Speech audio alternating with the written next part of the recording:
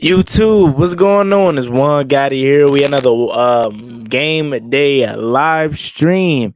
And today's live stream, we will be doing the play-by-play for the Seattle Seahawks and the Denver Broncos. Broncos are now with Seattle's old quarterback in Russell Wilson. Russell Wilson will be coming home. So let's get straight into today's live stream. But without further ado, before we do rather, make sure you guys like this video, subscribe if you're new, and turn on post notifications so you get notified when new content is posted to the channel on the road to 5,000 subscribers. So that subscribe button again if you haven't already, and let's get straight into this play-by-play live stream. Seattle coming in with Geno Smith as their new quarterback. Him and Drew Lock were battling it out through the summer, and they gave the nod to Geno Smith. They paid DK Metcalf some new money. They did make some solid moves, and they did have a really, really good draft. So let's see what Seattle's going to look like. Denver, on the other hand, made a huge, huge splash that can possibly help them win a Super Bowl ring this year by bringing in Seattle's former quarterback, Russell Wilson. Denver, let's ride. Or Broncos country, let's ride, according to Russell Wilson. So let's see. Today is going to be fun to watch. I'll be here for a little bit. And we'll be able to hear Joe Buck and Troy Aikman on a new network. They're now on ESPN. So let's hear how these guys sound. I mean, obviously, they're not going to sound any different. They're going to sound like themselves, but it is a little different to have these guys on Monday Night Football. Pete Carroll, 13th season as the Seahawks head coach. Let's see how it's going to go. I'm excited to be here for a little bit. And I got the Broncos winning. I'm not gonna lie, ladies and gentlemen. This week was horrible with picks for me, man. Um, More of the story, and I think I touched on this last night on the Cowboys and Bucks. Anytime you're dealing with picks and stuff, or just anything in life, man, go with your gut, man. Don't go with your feeling or brain, man. Just go with your gut, because your gut's never wrong. My opinion, anytime I've gone against my gut, I've always been wrong. You know what I'm saying? Because hey, your gut, in my opinion, is not never wrong. And they're actually booing Russell Wilson.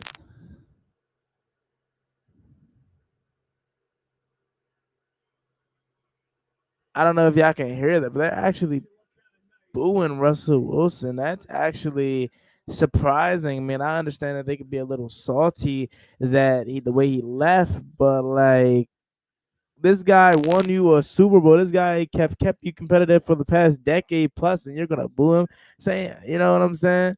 I don't agree with Seattle fans doing that, man. And that's gonna give him more fuel tonight to go out there and dominate them. Honestly speaking, but I'm excited about it. Luck says, "Long live all the ankles Curtis finna take this season." Yes, sir. Um, Shout out to everyone that's in here. Make sure you guys shout out the stream and let everyone know that we are live doing the play-by-play.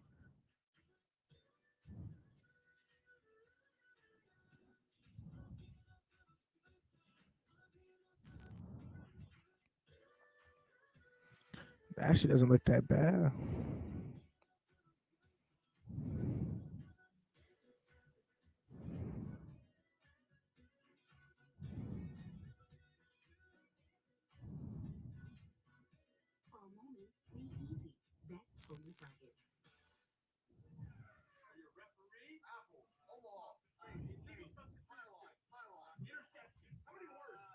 Let me get the scoreboard up here.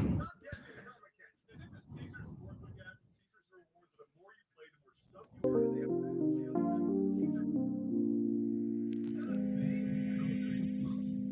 me see something.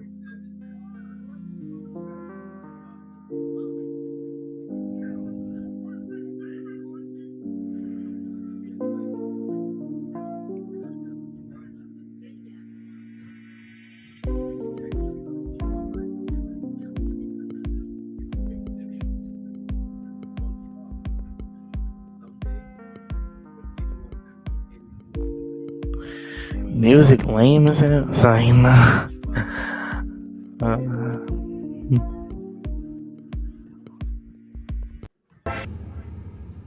I'm about to get the scoreboard up here, ladies and gentlemen, but I'm trying to pick some background music because on StreamYard they added a new feature where you can add background music. So let me hear how this is sounding actually.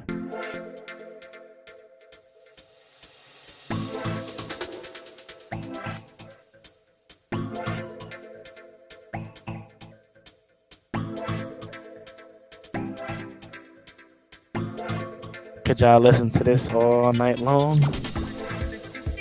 Let me know.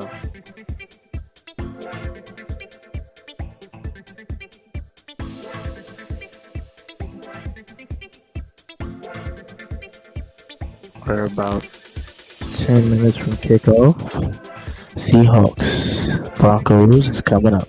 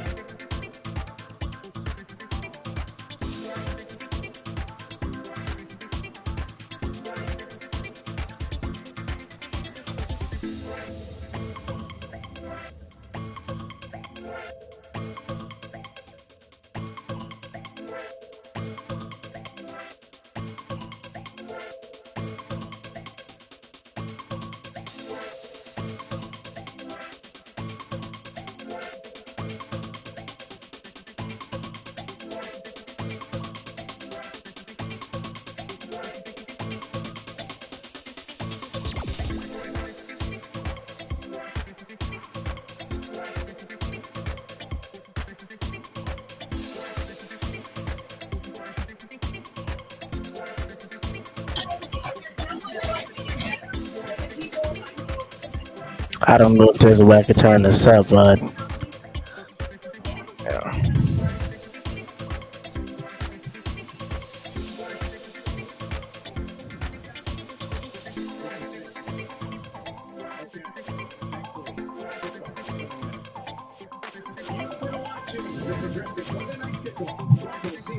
Broncos, Seahawks coming up here soon. I appreciate you guys for joining me. If you're new to the channel, make sure you like this video. Subscribe if you're new. Turn on post notifications so you get notified when new content is posted to the channel. We want to roll to 5,000 subscribers, so hit that subscribe button again if you haven't already. And let's get straight into today's game.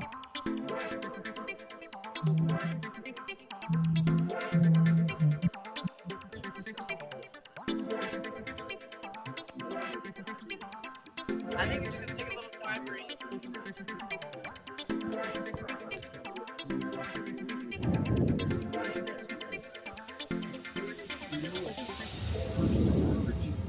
Electric SUV. You may qualify for up to a $7,500 federal tax credit. Enjoy 2 pancakes, 2 eggs your way, and 2 pieces of bacon for only $5. The 2x2x2 from IHOP. Hurry in and enjoy this deal for a limited time. Download the app and earn. What's going on, BH? How you doing? Shout out to Brian Harding. Dawson had himself a day, yes sir. I don't really like this song, I ain't gonna lie. I'm gonna update my own music next time, but let's just see if we can find some. I don't got no rap music or nothing.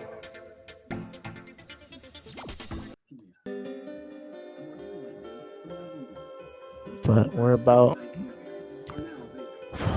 commercial break away from kickoff. So we're almost there, ladies and gentlemen. We are almost there. Let me see how we are sounding.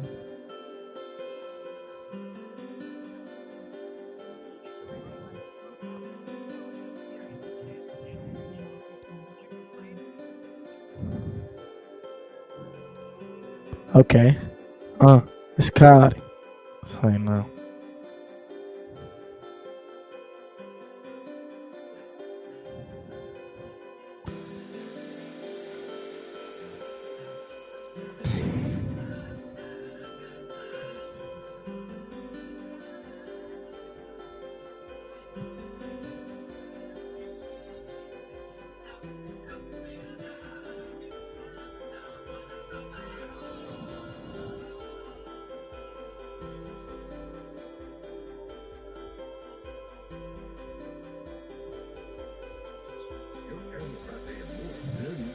Make sure you guys drop your score predictions down below. Who do y'all have winning this game? Let me stop talking like, you know what I'm saying? Let me talk regular. I've just been trying to preserve my voice, man, because yesterday at the game, man, it was electric. I lost my voice. I was screaming like crazy. If you guys haven't checked out the game Dave logged for the Washington Commanders versus Jacksonville Jaguars, please do so. And I'm looking to go to the Titans and then Titans game week 5. Chase Young hopefully will be back. I don't know how likely it is. Says he can return week 5, but again, I don't know how likely that is. You got Brian Robinson coming back that week, so I'm looking to go to that game. But let's turn our heads to tonight's matchup between Denver, Seattle. It's gonna be again, like I told y'all, man, this week was crazy. Let me actually count up my record so far this season. So let's look at the schedule again. Quickly, the week 1 slate. And let me look at I'm gonna tell you guys my win-loss record live. This is the finale of week 1. So week 1 got kicked off obviously on the Thursday, Bills Rams. I had the Bills winning, so that's 1-0. I had the Eagles winning 2-0. I had the 49ers winning, but I told people Justin Fields is better than Trey Lance, man. I just went with the 49ers because they had an overall better team, and obviously the weather played to Seattle, well not Seattle, but Chicago's side, obviously, so that was a plus for them, but they got the win nevertheless. So 2-1 there. 2-1 there. I had the Bengals winning, but they lost, so 2-2. I had the Patriots winning there, so I'm 2-3. But I had the Panthers winning, so I'm 2-4. And then I had the Colts winning, but they tied, so I'm 2-4-1. Then I had the Saints winning, so I'm 3-4. I had the Ravens winning, so I'm 4-4. I had the Commanders winning, so I'm 5-4. I had the Packers winning, so I'm 5-5. And I'll get back to it after the kickoff. Brandon McManus tees it up and he kicks it away. And he's gonna field it from the 1. Seahawks up to the 10, across the 20, up to about the 30-yard line. So a very solid return for, I believe that is Alex Collins. Geno Smith is now out there. So where was I at? 5-5. 5-5. I lost track already. I think 5-5, and then the Titans. I picked the Titans and they lost. I was 5-6. Picked the Chargers 6-6. Picked the Chiefs 7-6. Picked the Bucks 10-6 or 9-6. And now tonight I got the Broncos, so I'll figure it out. There we go. Alrighty, first play of the game. Geno Smith under center. In motion is Noah Fant. The pitch is out to the right. Rashad Penny's looking for somewhere to go, and he has nowhere to go. He barely got out to the line of scrimmage. Broncos look to be all over that. Second down coming up here.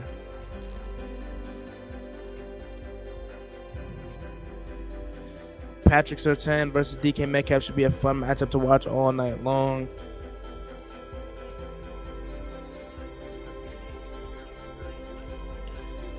All right. Second down coming up. 3 receivers to the left, 1 to the right. Lone receiver to the right is Metcalf. Back in the backfield is Penny. In motion is Penny. Smith takes a snap. Drives back to pass. Fires and looks Metcalf way. Metcalf makes the reception and he gets about 5. So third and man is coming up here. That should be Seattle's game plan all night long, is to get the ball out quick and look DK Metcalf's way automatically. Bleacher Report just got a message and it says Russ versus Seahawks game starts now. Like we're not all watching. 3rd and 3 coming up here after a gain of 7 on second down. 2 receivers to the right, 2 to the left. Back in the backfield is Penny. Smith out of the gun. Looking to draw some Broncos offsides. Smith takes a snap. Drives back to pass. Look, fires across the middle. Wide open is Tyler Lockett. And they got a first down. Ball is at the 46-yard line with a gain of 17. So Seahawks is in early business. Charles Cross with a good block. And a nice way for Geno Smith to stand pat. All right. A loaded backfield now for the Hawks. Smith out of the gun, but there's a penalty marker down. It may be a false start. False start to back up Seattle. Phil Hayes. So that backs him up 5.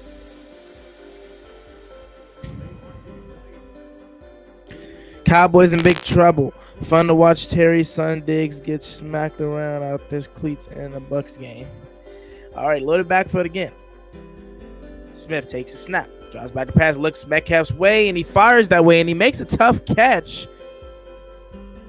And he got hit and still made the reception. I like that pass by Smith. Why? Because before he was out of his break, the ball was already there. And Metcalf had to just react quick and grab it with just straight hands. And I love that, man. I hate when a quarterback waits too late, and that allows the cornerback to react. You got to learn how to anticipate, and the best of them do it like the best of them in Aaron Rodgers. Smith takes his hand snap, hand off to Penny on 2nd and 6, 3rd and about 3 coming up here. But you got to learn how to anticipate at this level, man. You know what I'm saying? You can't throw the ball late because the cornerback is going to jump it. You got to throw it to where you want the receiver to be and not where they're going to end up being. And Geno Smith did a really good job there on that play. So 3rd and 2 coming up here. Shane Waldron's 2nd season as the Seattle Seahawks offensive coordinator. Let's see what he does this year. It wasn't a good year last year for Waldron and the unit, but 2 receivers to the right, 1 to the left. Back in the backfield. Smith out of the gun. Takes a snap. Pressure's on. They're sending a blitz. Smith looking, gets out of the sack, and he throws it high for a tight end. Wide open it was at Will Dissly, and it's a touchdown, Hawks. Will Dissly wide open. Touchdown, Seattle to take the early lead. Will Dissly wide open. Seattle up 6-0 as the blitz was on.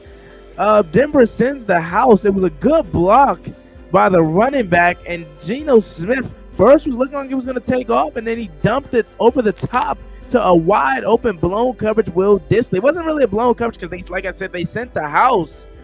But wow, what a play by Geno Smith, and what a drive by Seattle. Let's see if they can bang on the PAT, and they do, and now they lead 7-0. Great drive by Seattle.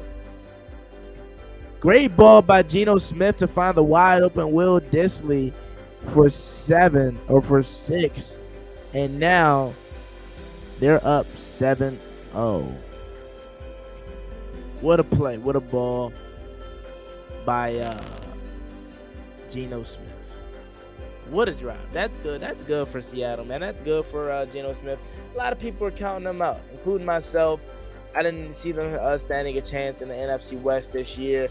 But what a play, what a drive, what a start for Seattle. And if they can keep this up, they definitely have a shot. Now let me go on my YouTube app and look at my man, not my man, but this right here. Let me see something here.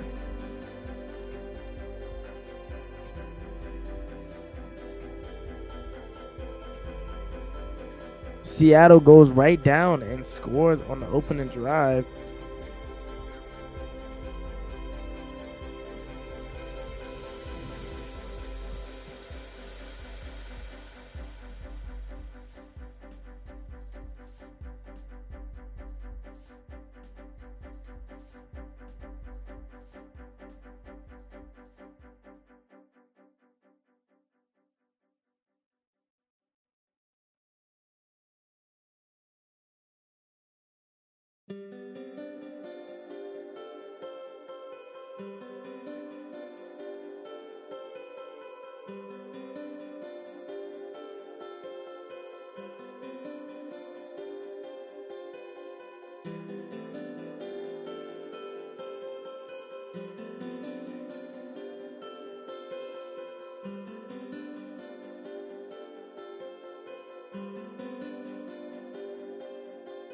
$7-0 is your score, ladies and gentlemen.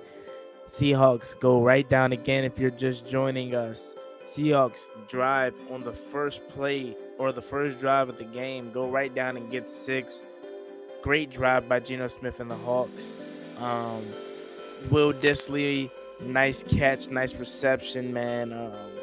Let's see if Denver can respond. Russell Wilson will now be stepping on the field for the first time. He was met with boos, and you knew Seahawks fans were going to feel some type of way. But let's see. Geno Smith, 4 for 4, 71 yards on that drive, by the way.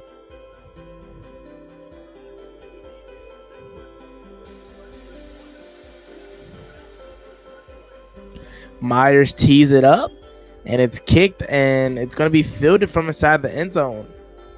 And a terrible idea, as he doesn't even cross the 12-yard line. A horrible idea by the kick returner. Now, Russ and the offensive unit for Houston or Denver, will now be backed up inside their own 15.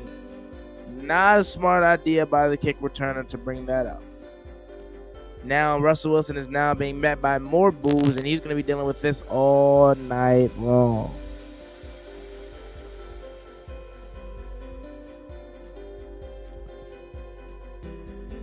They're going to be rocking, man. All right, first play of the Denver drive. Russ draws back the pass, looking, fires, and it's off the hands of their tight end. 2nd and 10 coming up here, man. Or wide receiver Andrew Deck.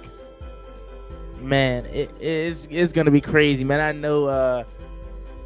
know Seattle is rocking right now. You can just tell by how it looks on TV, man. And we already know how that stadium gets. 2nd and 10 coming up here. Russ under center. Receiver to the left, receiver to the right. The fullback's in the backfield now, and he motions him. Takes a snap, play action rollout. Dumps it down to Deck. Deck now makes a reception, and he's up across the 30. Lowers his shoulder down to about the 33-yard line. A nice play for Denver.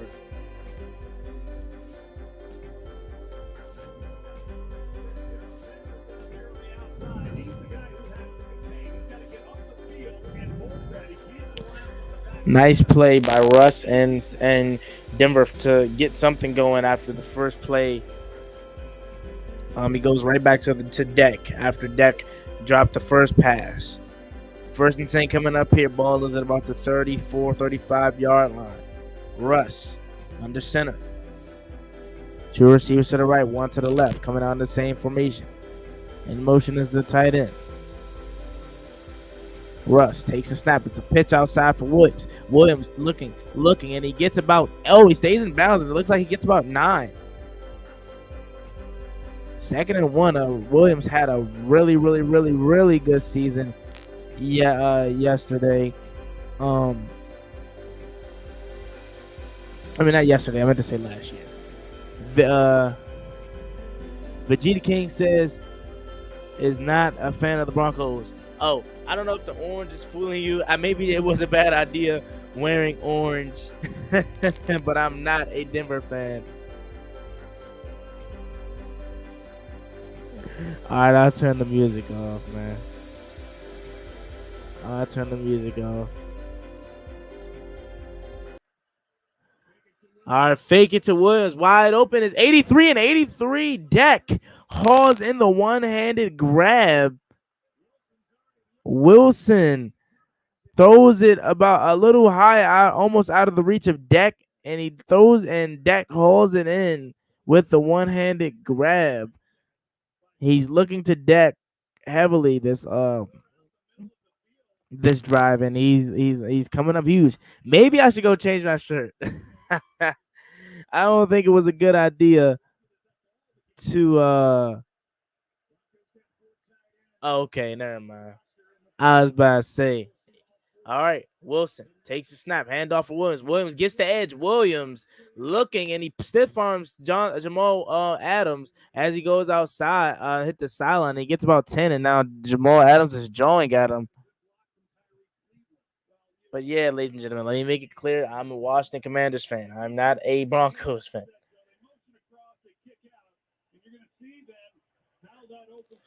Booing him because Seahawks fans is some retards, ungrateful SOBs. Yeah. All right. Wilson under center in motion is Judy. Takes a snap, roll out. Wilson looking, pressure's on, looking, and he escapes again, trying to go back to his right, and he finds in his incomplete, looking for Jonathan Williams. Jamal Adams in coverage. Put a mirror, bro, so we can watch the game. Hey man, I would love to do that.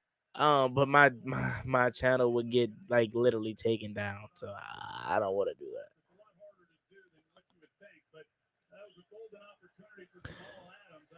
Russell Wilson is old and slow now. Geno Smith is much faster. The Broncos are trying to live off the Seahawks' old groceries. Okay. Alrighty, 2nd and 10 coming up here. Broncos in the red zone. Wilson takes a snap. In motion is KJ Hamler. And there is a penalty flag down. Maybe a false start. Denver can't do much functioning in Seattle. We know how. It says, let's go take command. Yes, sir, John Wick. Hail to the Commanders, man. Let's get it. Penalty flag on the Broncos. False start to back them up. 5 for 2nd 15 coming up here. And that's the first of what figures to be a fear. No doubt. And the closer you get to the end zone, the louder, obviously, it gets as you get closer to the fan base. All right, 2nd 15 coming up here. Seattle is rocking right now, man. Wow. Wilson under center. 2 receivers to the left, 1 to the right. In motion is KJ Hamler at the top of your screen. Back in the backfield. Takes a snap. Takes the handoff. That is Melvin Gordon. Gordon gets about maybe 4 or 5. Thank you for agreeing with me. Yeah, man. Hey, I ain't gonna disagree with you because again, I'm not a Broncos fan, my man. I'm just calling the game because this is what I love to do, man. My team is the Washington Commanders, and Uh, I definitely am surprised at how well Seattle's handled themselves. And I know it's only one drive, but to come out like that to make a statement when everyone's against you, that what a drive by Geno Smith and that offense. But let's see what they can do now. First time out of the gun here, empty set for Wilson.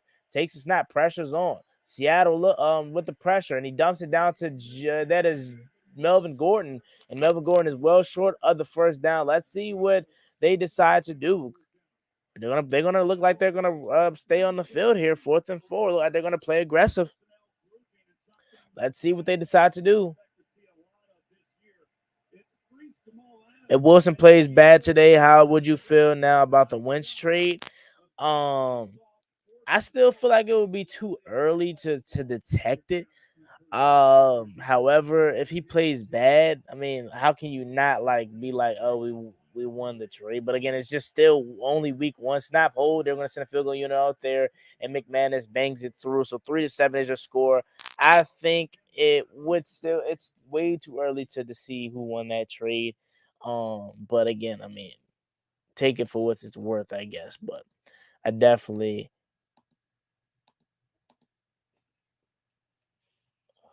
would have something to say. So 7-3 is your score now after the Broncos take it down. Seattle holds them to just 3. And that's good right there. Let's see if they could go 2 for 2. Gotta stay on your feet, Melvin.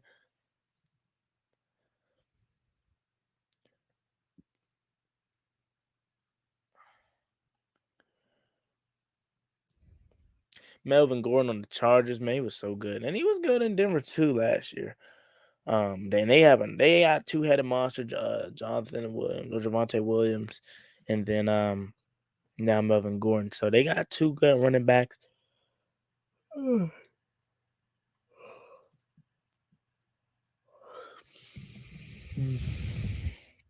Let's see what Seattle can now do with their second possession. But 7-3 is your score.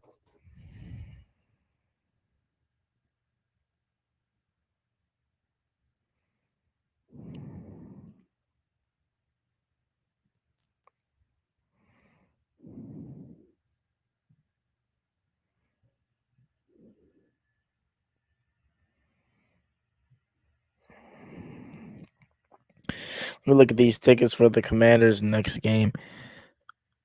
Oh wait, what? Oh man, I definitely saw that. I didn't see that he died, but I definitely saw that something about his girlfriend giving their location.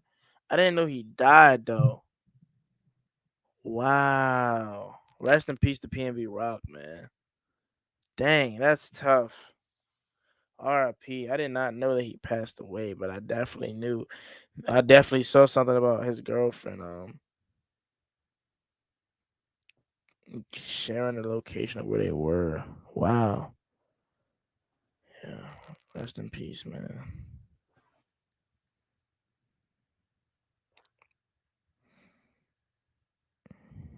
Already games back on.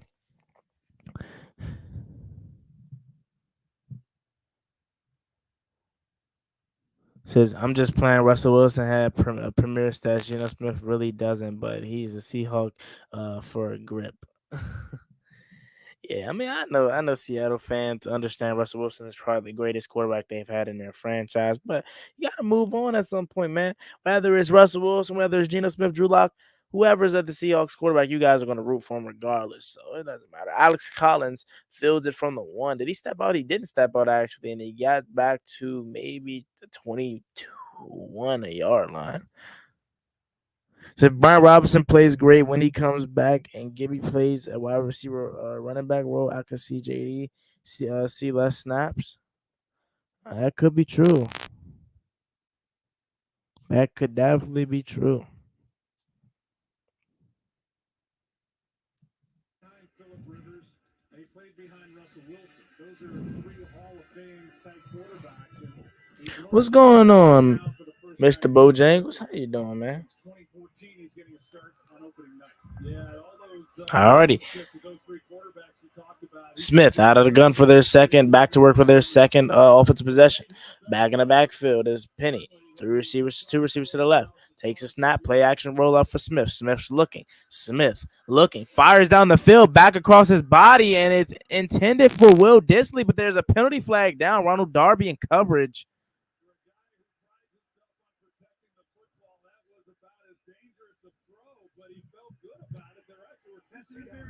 Pass interference on Ronald Darby as Smith rolls out left and throws it back right.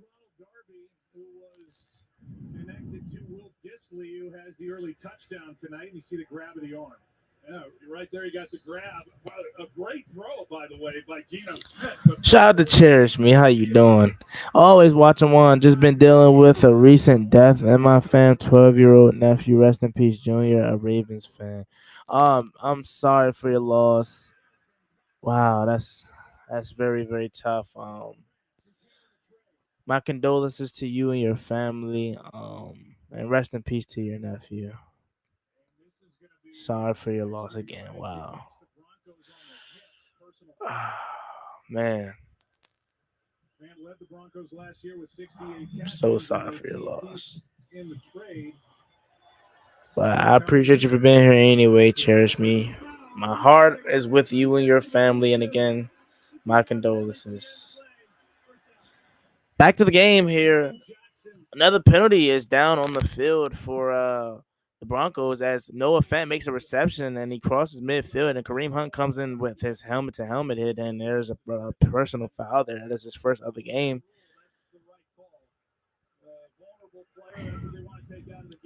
All right, 1st and 10. Smith takes a snap, handoff, and he gets maybe one. The running back, Travis Homer.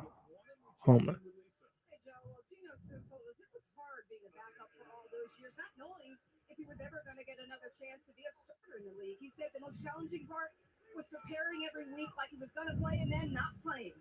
He said he just kept working, preparing, believing that his time would eventually come. And he knows that there were people out there who written him off, who may have felt like he couldn't play because he wasn't playing. But he said he kept telling himself, if I don't get another opportunity, it won't be because all right, Smith under center.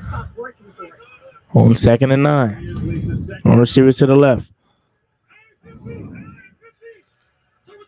Takes a snap, handoff. Penny makes a loose. Penny up the middle of the field, and Penny gets about 12.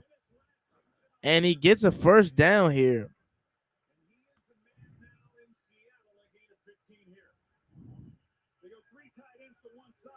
I think Curtis and Gibby could play the Debo role. Curtis Samuel was Debo Samuel before he even existed. So I definitely think Curtis Samuel could play that role. Great blocking by Seattle.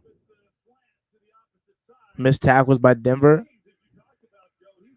Got to clean it up. Noah Fant in motion. Smith under center. Ball is at the about 18 of Denver. In motion is Metcalf now. Takes the snap. Handoff again for Penny. Penny looking for another hole. Penny bounces it back inside, and he gets about 3. Maybe he should have kept going outside, but what do I know?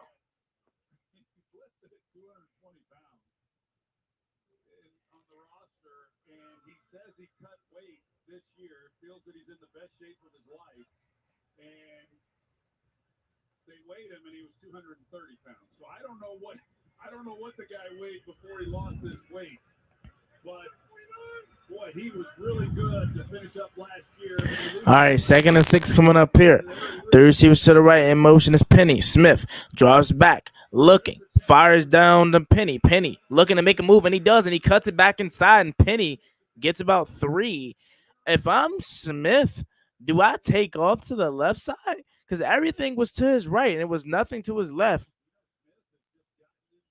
Should he have taken off? Huh. I don't know. Maybe I'll look back at it. But I feel like he got a chance to take off. Am I the only one that saw that? But 3rd and 2 coming up here. Smith under center in motion is Fant. Smith takes a snap. Play action rollout. Smith looking, dumps it back inside to Fant, and Fant is met immediately at the sticks. Does he give his forward progress, though? It should be close to see where they spot this. And he spot him short of the sticks. But I'm sure they're going to bring out the chains, of course, to measure. However, it looks like he may have been short. 4th and inches in, I'm lining up and going for this if I'm Seattle.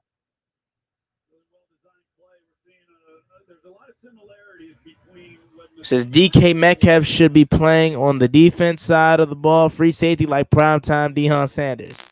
Yes, Geno can run. Yeah, it looked like he had an opportunity to his left side. But they're bringing out the chains to measure, and let's see what the call is going to be. And it looks like he actually is short of the sticks here. So 4th and 1 coming up here, and Pete Carroll is going to roll the dice, and why wouldn't you? Line up, run it again with Rashad Penny. Load the backfield, load the offensive line up, or even sneak it with Smith, because that 1 yard does not look that short. Look that long, I should say. So I would line up and definitely go for it. What are they going to do here? And they're going to roll the dice for us.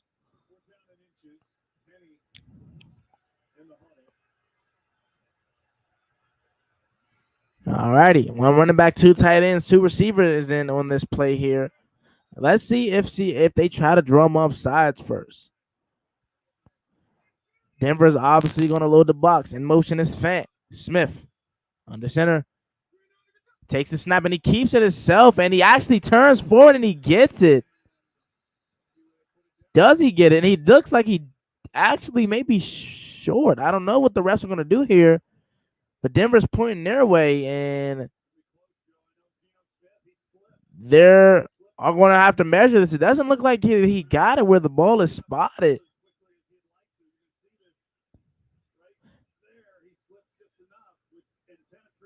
Yeah, and Geno Smith slips on the play. And why did he go right? Why didn't he just dive forward? It doesn't look like he made it.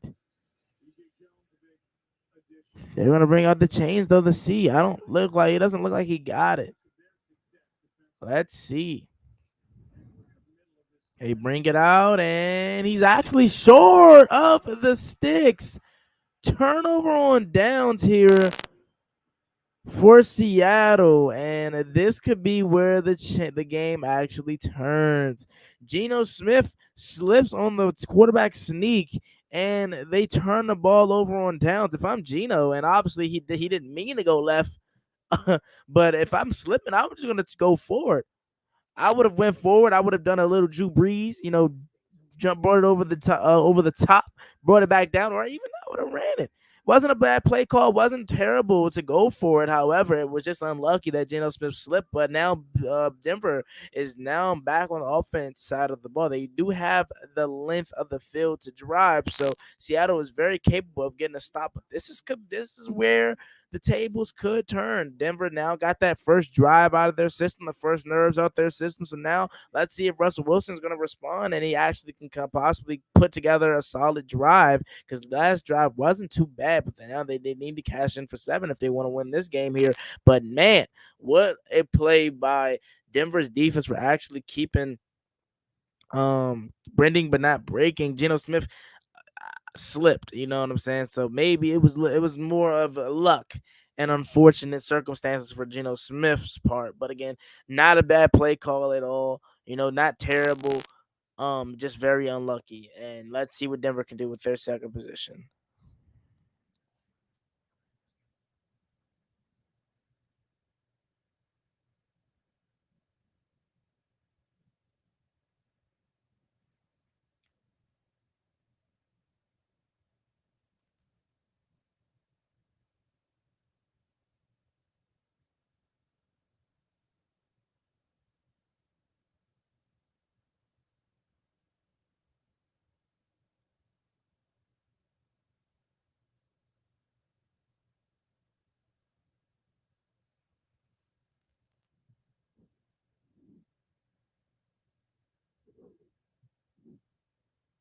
Clamp down. Shout out to my man right here. He's a Seahawks fan. Shout out to you for joining the show. All right, the game's back on. 2:55 to go left in the first quarter here. Russell Wilson and not Seattle. I'm so used to saying that over the years, but Russell Wilson and Denver back to work inside their own 9, inside their own 10, I should say. Pitches outside to Jonathan Williams. Jonathan Williams looks to cuts it up, and he does. He breaks off a tackle, first down, and up to about the 20-yard line goes Williams, Javonte Williams. First down, Denver. He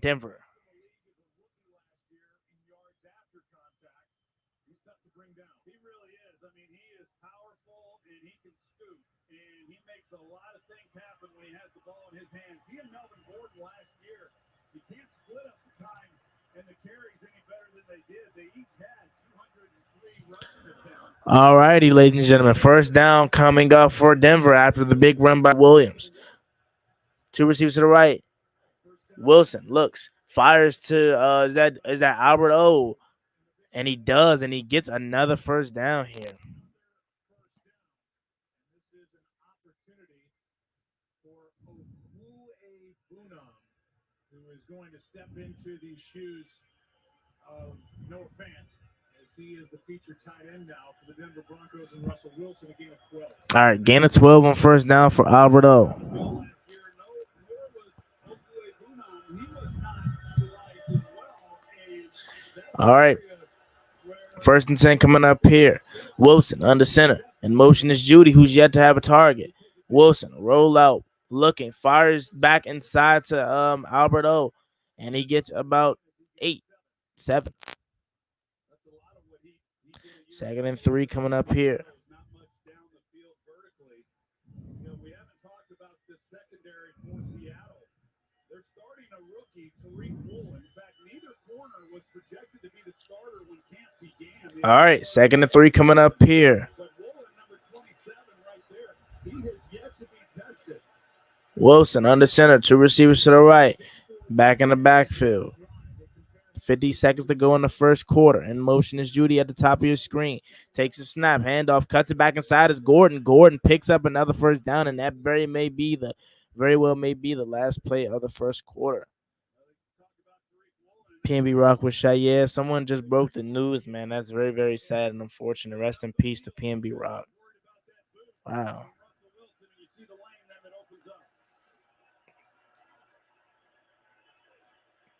All right. First and 10 coming up here. 20 seconds to go in the first quarter, but 13 on the play clock, so they actually have to run a play here. Wilson making adjustments at the line. Play clock is at 3. Wilson takes a snap. Handoff, but there's a stoppage of play, and there's another penalty flag down. Let's see what the call is here. Prior to the snap, there's a false start on Denver, so that's going to back them up a little bit more.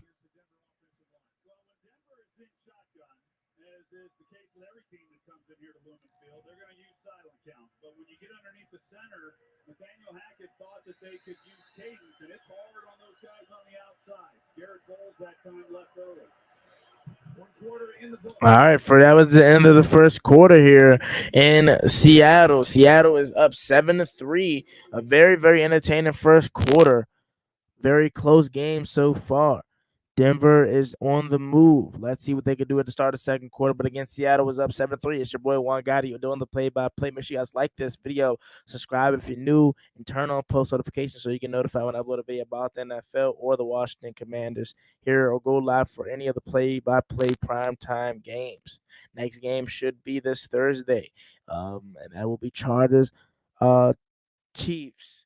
And then Sunday, you'll be in the live coverage for Washington and Detroit. So make sure you guys are here rocking with your boy. This is the spot if you're a fan of the NFL, because we cover all 32. And yeah, man, let's get it.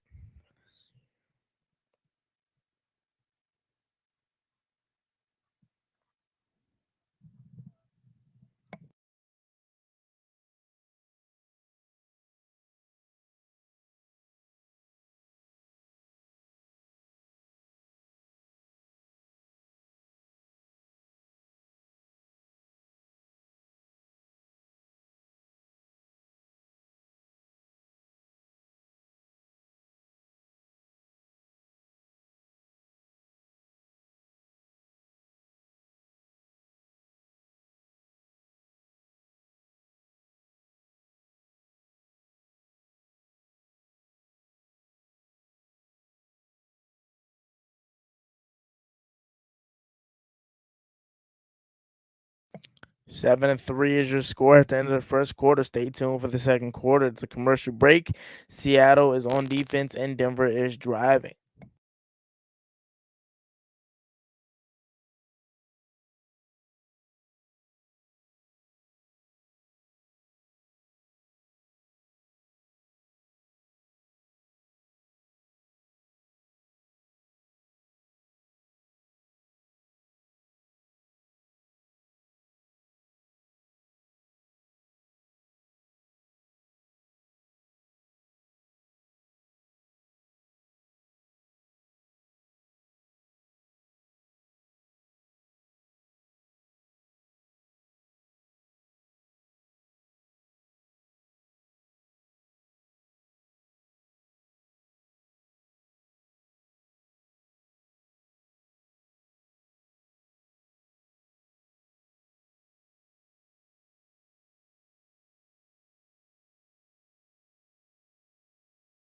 Alrighty, game is back on. Second quarter's starting to get ready underway.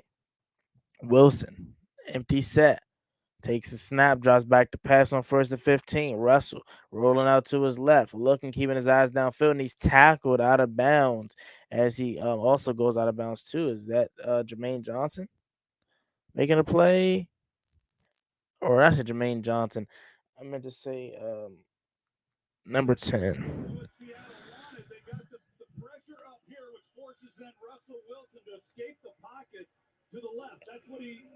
Second about 13 or 14 is coming up here for Denver. Nwosu. All right, 2nd and 17 here. He actually lost the yards. Wilson under center. Takes a snap, handoff. Gordon gets about 5. 3rd and very long for Seattle. I keep calling them Seattle because Russell Wilson, but Denver.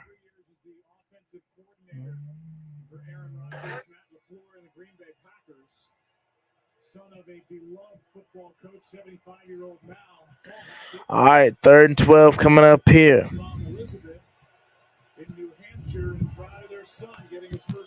is the head man for the Denver Broncos. He was destined to be a head coach. It's the son of Paul Hackett, especially as an offensive play caller. Never a question. 3rd and 12 coming up here. Motions out Gordon. 3 receivers to the left, 1 to the right. Wilson takes a snap and his pressure's on, and Jamal Adams misses the sack, and the ball is tipped up in the air, and it's off the offensive lineman. But there is a flag down. Let's see what this is going to happen or going to be called.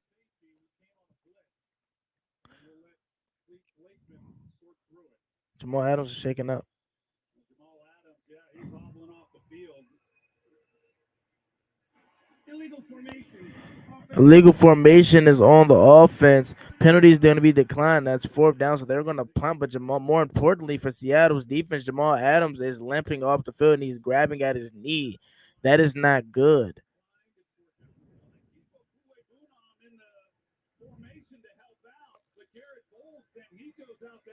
Jamal Adams is always hurt, bro. All right, punt is away. Or about to be away. Waitman. Nearly blocked.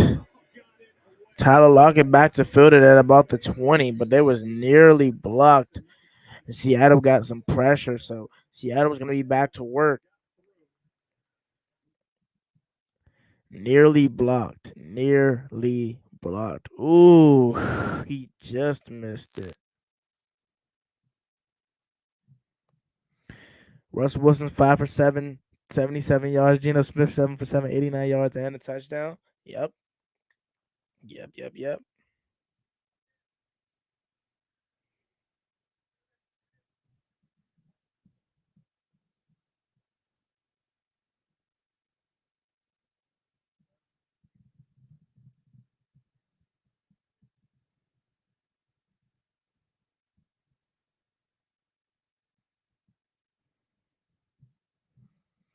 Jamal Adams gets hurt every year. Yes, exactly. Every year.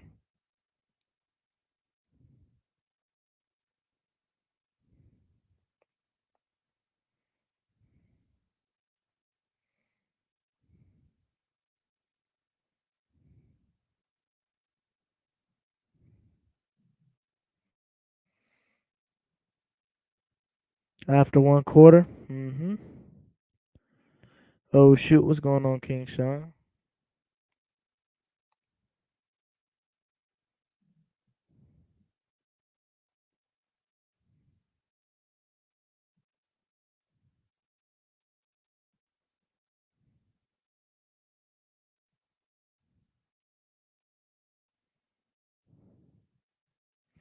What's good, bro? My bad for putting you on my on timeout. Oh yeah, it's all good.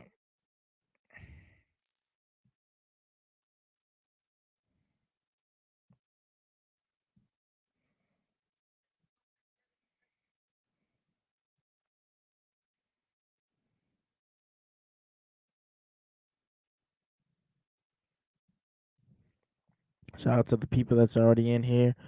7-3 is your score.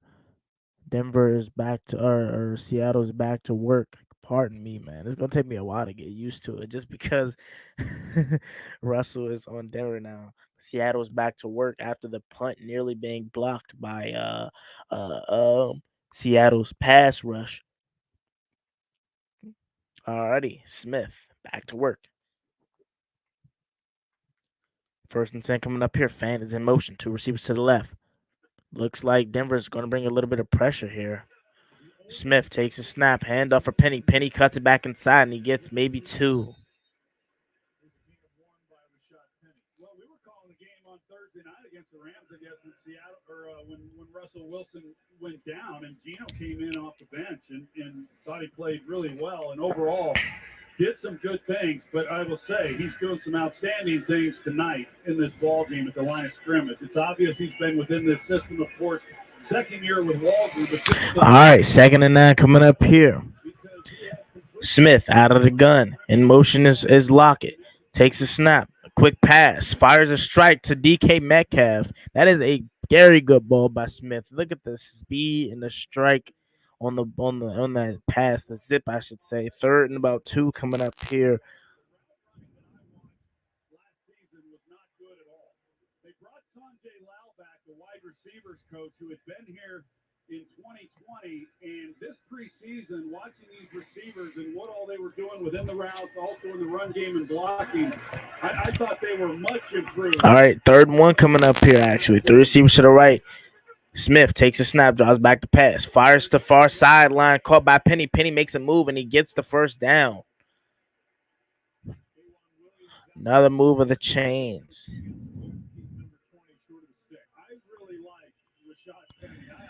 Gino actually looking good to start. Yes, he is. He's actually looking really, really good to start. I am not going to lie.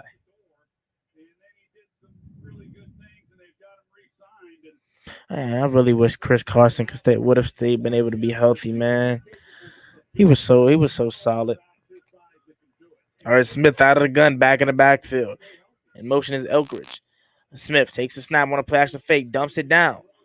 Looking, and he barely gets back to the line of scrimmage. Tackled, made by Jonathan Cooper. But they're going to throw a penalty flag down for the excessive celebration. Taunting could be the call here. Yep. They got him for taunting. You can't do that. You know what I'm saying? You can celebrate a little bit, but you can't get in the player's face. You know, especially in this league. Me personally, I don't care to do that stuff, right? But especially in this league, you cannot do that. You know what I'm saying? This day and age, how these refs are gonna call that. So you can't do that. And that's a costly penalty that is going to come back to hurt Denver, man. So 1st and 10, automatic first down here for the Seattle Seahawks after the taunting penalty. Smith under center.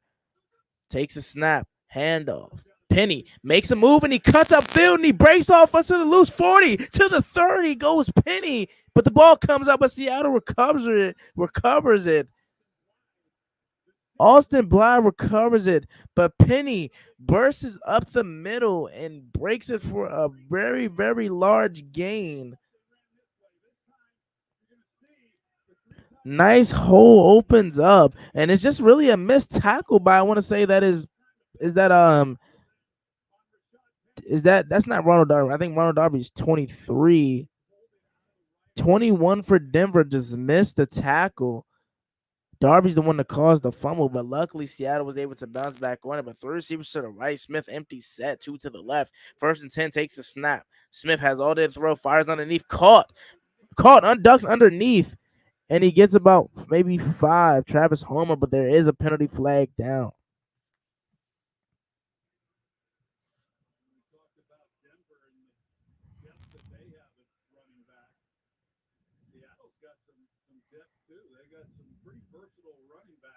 Travis Homer definitely being one of those.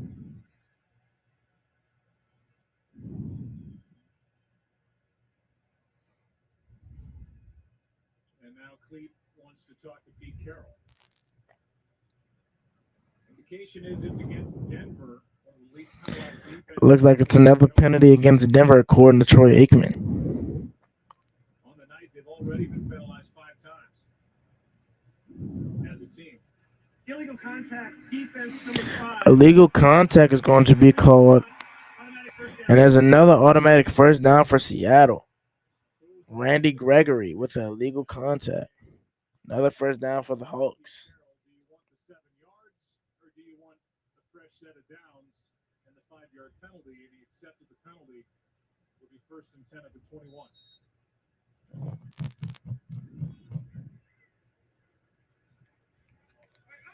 All right, 1st and 10 coming up here. Smith under center. Receiver to the left. Receiver to the right. Takes the snap. There's a pitch outside for Penny. Penny's looking for a lane to go, and he gets about 3.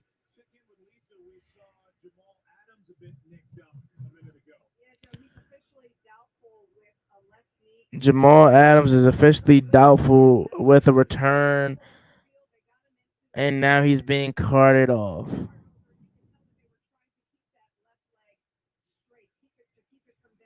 Wow. Jamal Adams is getting carted off. All right, 2nd and 8 coming up here. Smith out of the gun, to receivers to the left, one to the right, left, two to the right. Smith is looking to take off, and he cuts up field, and he actually breaks off to another tackle, and Smith is down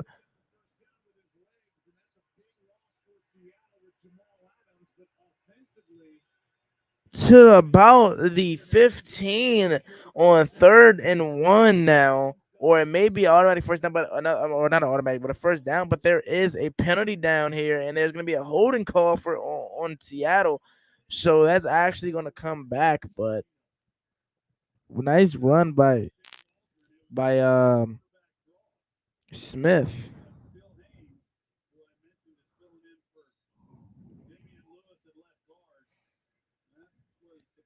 Yeah, you just gotta let go right there. There's no reading to hold him, bro. 2nd and 18 coming up here after the holding penalty. Smith under center. Motion is Fant. Three receivers to the right, one to the left. Takes the snap. There's a fake, and there's a setup screen for DK Metcalf. DK spins outside. DK's looking to cut back all the way, and it loses more than would have lost originally. So that probably was not a smart decision by DK. Now another loss of yardage here, loss of 8 exactly. So 3rd and very, very long coming up here.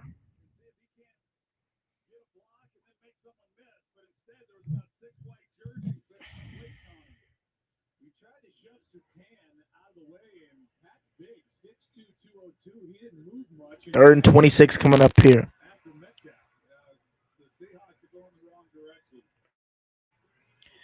Alrighty, Smith is looking to just get something back so they can attempt a field goal. When he gets about 5, maybe enough for Josh Myers to come on and attempt a field goal. Let's see.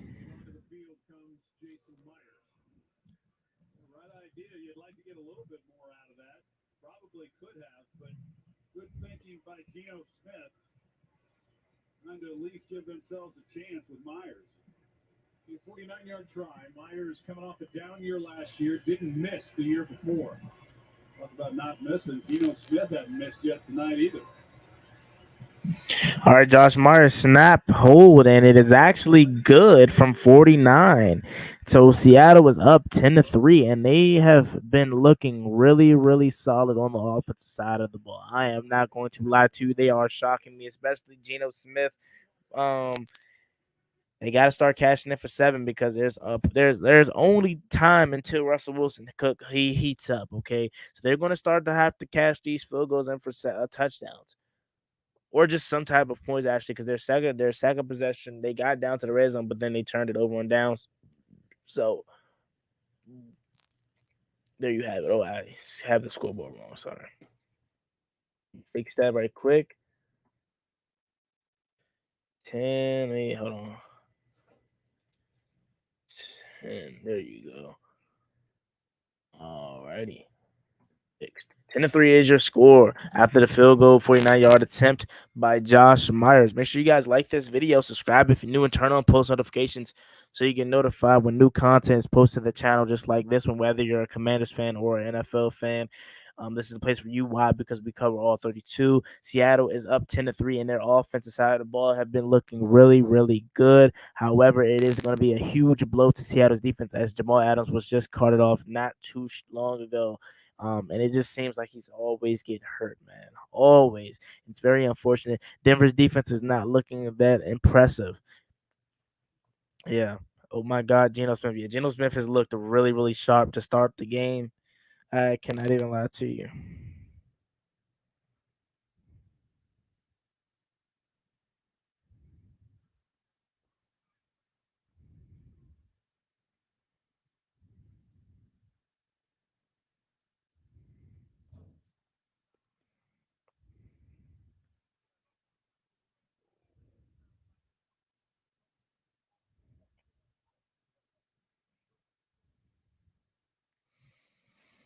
Shout out to everyone that's in here.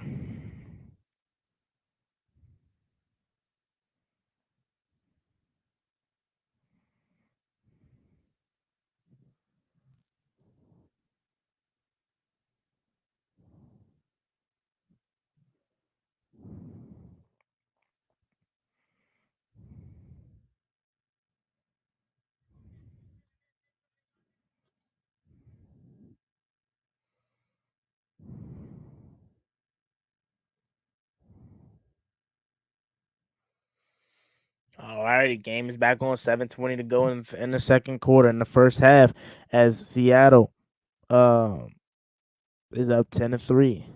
Josh Myers has it teed up, kicks it out the back of the end zone, and Denver is going to be taking it from the 25. The Seahawks will probably trade Jamal Adams to the Denver Broncos 10 years from now. That's if Jamal Adams is playing 10 years from now.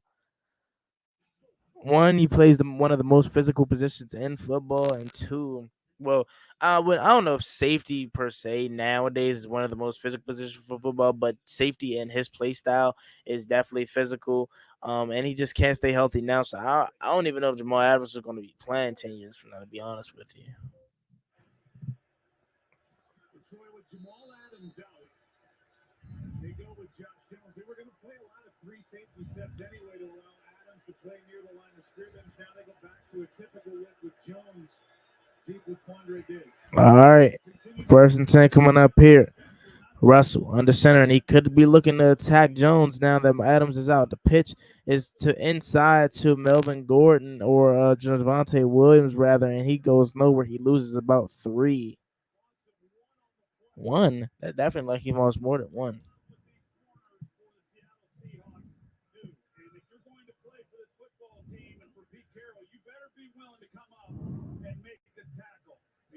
Michael Jackson who comes up and he fills the hole and he's right there. There's not a lot of corners in this league that are willing to do that. And I think the guy who All right, second and 11 coming up here for Denver. as great of a cover player as he was more than willing and capable to come up and make 2 receivers to the left, 1 to the right. Back in the backfield is Javante Williams. Wilson takes a snap. Looking, dumps down, and he tries to set up the screen for Williams, and he does, and Williams gets about 9. And 3rd and 2 or 3 should be coming up here for Denver. deep at a lot of positions. And one of those is at wide receiver. And for the first time in a long time, they've got three of them healthy. Now they lost Tim Patrick and Cam. But so far, they have not targeted Cortland Sutton. They've not targeted Jerry Jeudy, and they've not targeted KJ Hamler. And I would have expected them to be a much bigger All right, empty set for Wilson, and he has not targeted any of his top 3 receivers. 3rd and 2, 3 receivers to the left, 1 to the right is Williams as he motions him out wide. Wilson takes a snap and pressures on, fires far sideline. Wide open is Jerry Jeudy, and he had to stop for the pass, and Jeudy breaks up free, and Jeudy off to the races, and Jeudy runs in for the touchdown. Jerry Jeudy, touchdown Denver. Troy Aikman just brought up the point that Seattle or Denver, Russell Wilson did not target any of his receivers. And on the very next play, Jeudy makes a nice move on, is that Kobe Bryant? That was a terrible ball by Russell Wilson. Very underthrown. Jeudy had to stop and wait for the ball to allow Bryant to catch back up, but he still caught it and slipped off Bryant and ran in for the touchdown. Jerry Jeudy. Snap hold, and now this game is back to even. 10-10 is your score. Wow. What a terrible ball from Russ. Not gonna lie. But a good route by Jeudy. He should have been hit out in stride, but nice way to still come down with it and run in for the touchdown. Not only did he make the catch, but he broke off for the tackle and ran for the 66-yard touchdown. 10-10 is your score, and now we're back to even, ladies and gentlemen. Wow.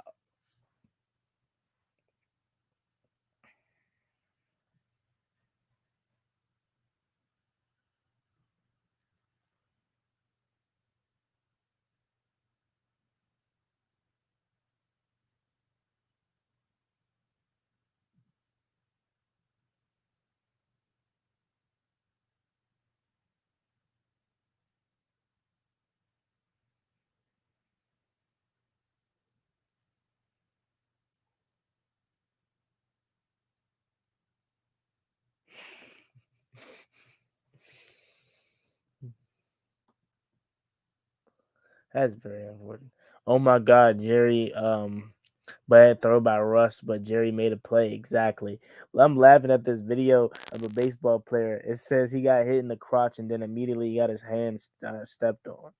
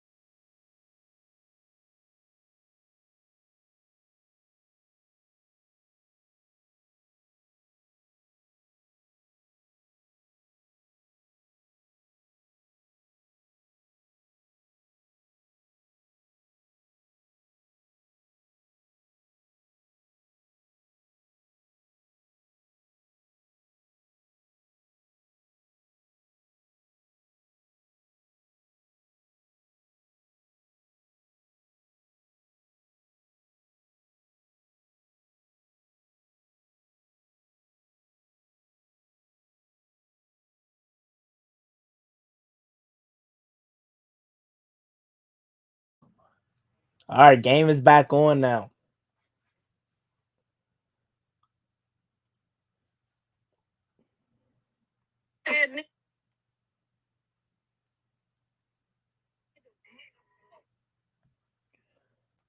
All right, McManus is teeing it up after the Judy touchdown. 5:34 was remaining in the first half. Kick is away. Collins takes the knee, and they will be taking it from the 25.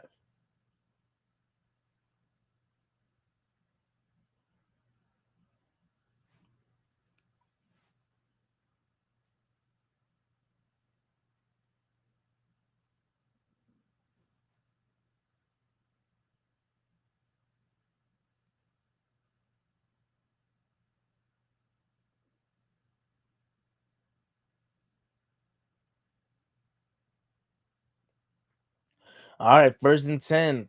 Smith out of the gun. Loaded backfield again for Seattle.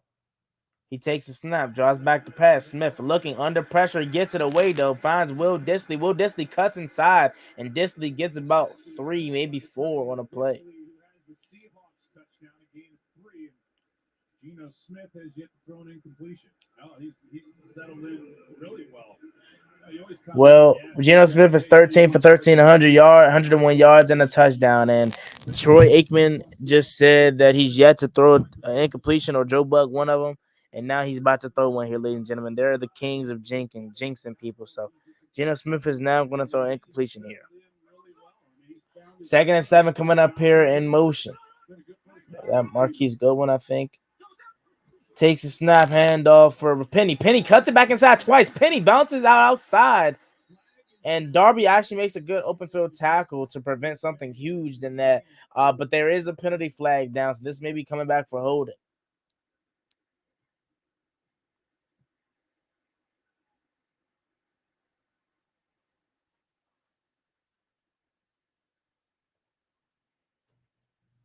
Let's see what they call. Holding is actually going to be on the defense. So this is going to be an automatic first down for Seattle. There has been a lot of penalties. DJ Jones is the one that's called for the holding. But there has been a lot of penalties on Denver this first half. Denver's defense, that's already 5 penalties in the game and 7 overall on the Broncos here in the first half. Well, not surprised. We've seen it around the league here on opening day with. All right, 1st and 10 after the penalty. Denver had 7 penalties for 71 yards. Seattle with just 2 penalties. Smith takes a snap. Another play action fake. Smith looking, and he fires high. Overthrown by Smith, intended for Penny. That could possibly have been a good thing because Penny was ready to better get lit up. But there goes the first incompletion. I told you guys. Buck and Aikman is the kings of jinxing people. Pete Carroll chewing the mess out of that gum. Yeah. He has believed throughout his coaching career of running the football, being physical, playing good defense. And as I said, to come into this game, I do think All right. giving him a chance. 2nd and 10 coming up here after the incompletion on first down. Two receivers to the right, one to the left, back in the backfield. It's Penny, I believe. Smith takes the snap, and he's looking, and he fires far sideline. Wide open is Metcalf. Or no, that's Marquise Goodwin. Marquise Goodwin makes the reception for the first down. Smith avoids the sack and finds Goodwin wide open along the sideline. Pushing his defender up the field, and Geno Smith feeling it right there to his left side. Coach stepped up a little bit sooner, but what I like what he's done already a couple times in this game, he has a touchdown as a result of it. All right, Smith under center. 1st and 10, ball is at midfield for the Hawks. In motion is Fant. Takes the snap, fake pitch outside, roll out to the other side. Smith finds a wide open 84. Another first down for Seattle. Seattle's got 3. Fant, Disley, and now Colby Parkinson. Colby Parkinson with the reception. We've seen Rashad Penny. He's run the ball well. Get people flowing that way. Bring the tight ends back the other way, opposite of it, and you get those lanes to be able to get the ball. And Geno lays it in there nicely. Smith is found. All right, 1st and 10 coming up here. Smith takes a snap, quick pass out to Metcalf. Metcalf stiff arms somebody, and he gets about another 4 yards. He stiffs arm Pat Surtain, actually, and he gets about 4 yards, and here comes 2nd down.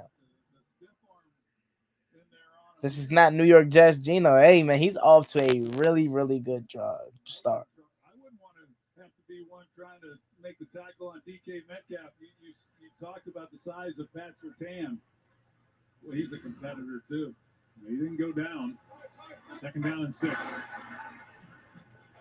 All right, 2nd and 6 coming up here. One-on-one at the bottom. Another loaded backfield for Seattle. Smith drops back, looking, fires deep down the field. A wide open touchdown for Colby Parkey. Touchdown, Seattle. Geno Smith is on fire right now. Colby Parkey with the 25-yard reception. Seattle takes the lead, 16-10.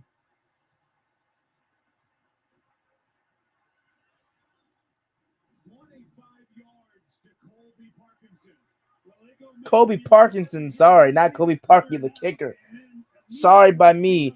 Colby Parkinson gets the perception, a wide open touchdown throw by Geno Smith. Oh my God, he is on fire, ladies and gentlemen.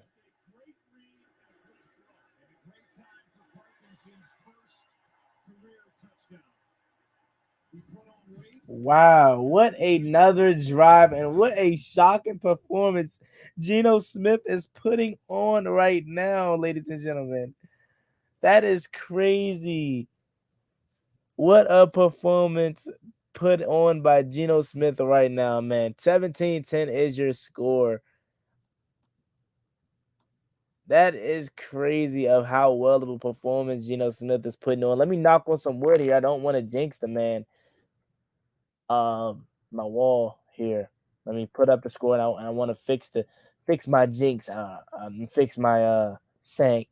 I do not want to jinx Geno Smith.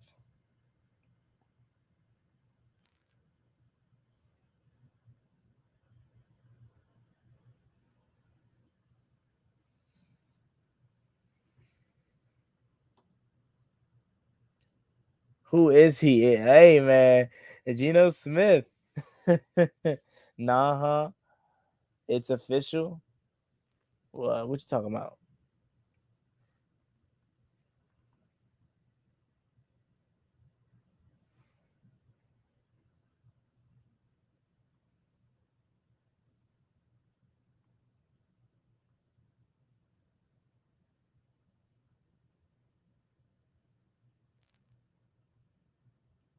What a drive. What a throw by Smith. Man, he's off to a good start.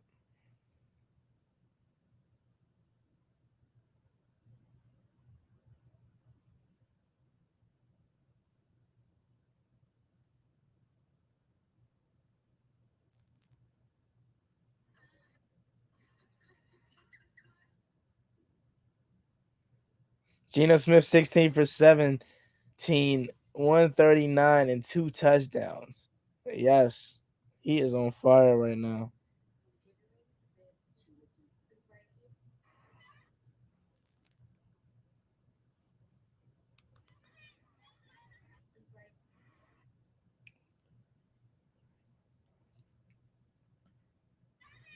Geno is definitely on fire.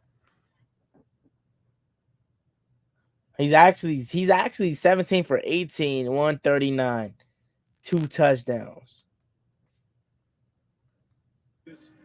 Connected with Colby Parkinson for 25 yards, and the Seahawks are back on top. It's taken 8 years to be an opening game starter for Geno Smith, and boy, is he making the most of it. Here's Washington on the return. And the rookie Washington with the return, and he's up to about the 22-yard line. inside the broadcast booth. I'm Joe Buck, that's Troy Aikman, and this has been a fun first half, and Geno's been great. He's been fantastic, and you always kind of wonder after 8 years of not having made a start on opening day, and I really thought we might see a little bit more of the running game in this first half, and they've run the ball well. Rashad Penny has been fantastic, but instead they've gotten more out of Geno Smith, and you know what I think All right. Smith is thinking right now? Let Geno cook. Let Geno do a little cooking. He said he'll be in this first half. The sad thing is we're so proud of him. First down from the All right, 3 receivers to the left, 1 to the right. down 7. Williams takes the handoff. Williams lowers his shoulders, and he gets about 9.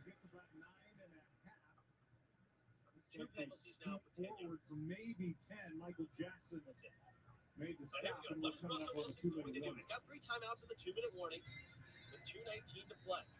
3 receivers to the And we're left there. side. 2 minutes left in Williams the in the first backfield half. with them.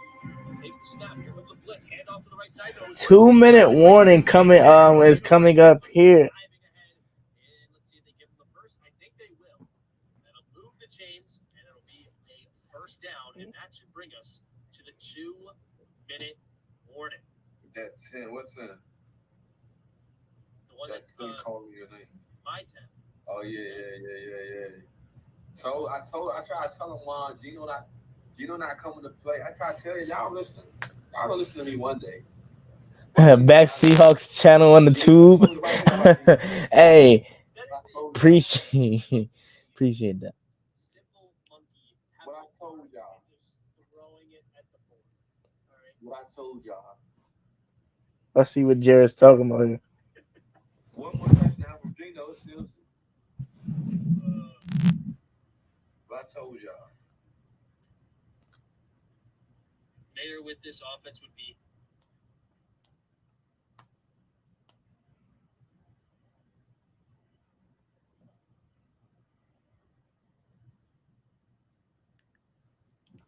All right, guys. 17-10 is the score. Smith is on fire right now. Like, that's crazy because I picked Denver just because I did not think Geno Smith was going to do this, bro. I did not think he was going to do this, bro. That is crazy, young. I definitely thought Denver was going to win. I thought Denver was going to smoke Seattle, bro, because it was Russell Wilson's homecoming. Not really homecoming, but first time back on a new team. You know what I'm saying? I'm thinking, ain't no shot for Seattle, man. There's no shot. I did hear Geno Smith was playing good in the preseason, but I still didn't think they were going to do this. And yeah, the game is far from over, but wow. What a surprise. It would be different if they were somehow winning and Geno wasn't playing as good as he is, but the guy is playing amazing right now, bruh. That is crazy. That is crazy.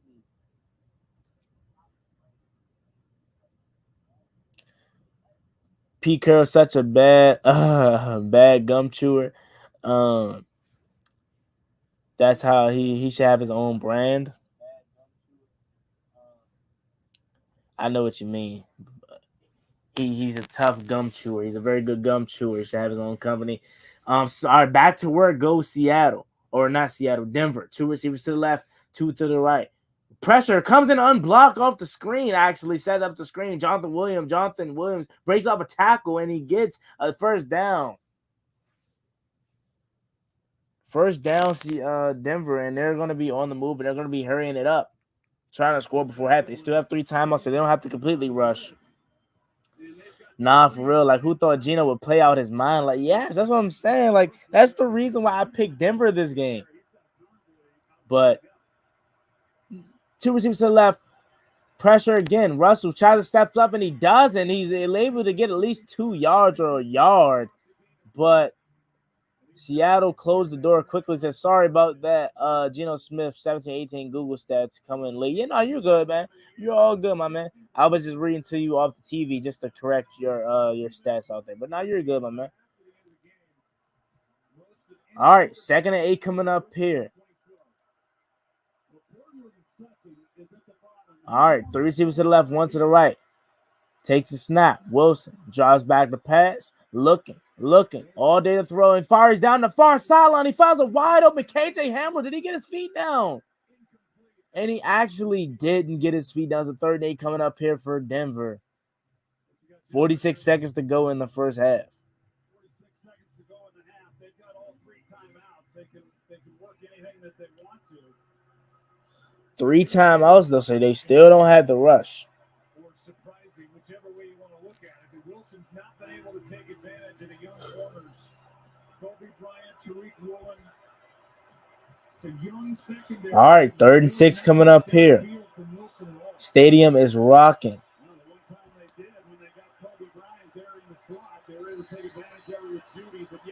Third and 8 coming up here, and Denver is forced to call a timeout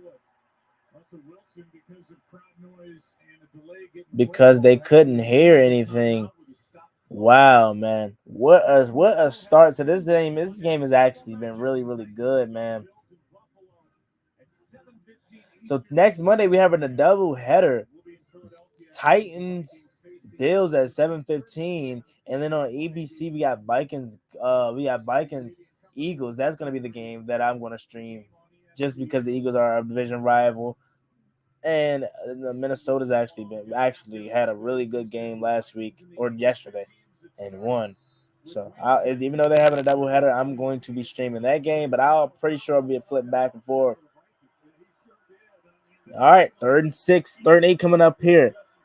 This has been a way better game than I thought. Oh God, this game has been way better than what I thought. 3rd and 8 coming up here. 3 receivers to the left, 1 to the right. Back in the backfield is Williams. Russell takes the snap, drops back the pass. Russell looking, pocket closing in, and he has all-time throw. He bounces back out, and he finds a wide open Cortland Sutton for his first reception. And Cortland Sutton breaks off, and he gets more yards than he should have. And now he's up to the 16 of Seattle, a gain of 30 right there. So 38 seconds to go here. That was a good blocking performance by their offensive line because Russell Wilson had all day to throw. He stepped up into some pressure, and he was able to fall back and find Cortland Sutton across the right side of the field. And Cortland Sutton was able to turn on the afterburners to get some more yards. So a 30-yard reception here. 1st and 10 coming up here for Russell. 2 receivers to the left, 2 to the right. Back in the backfield is Williams. Takes the snap. Russell fires to the far end zone, far left side, out of reach, and it's nearly intercepted through the hands of Quandre Diggs.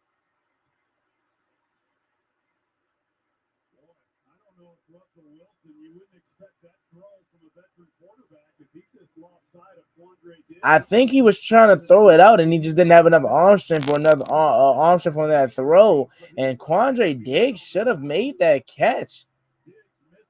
You gotta catch that, Quandre.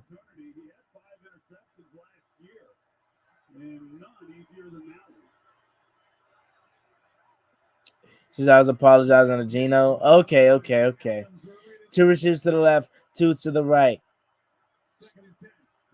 Russell takes the snap, drops back the pass, pressure's on, and he's sacked. Russell Wilson is sacked down.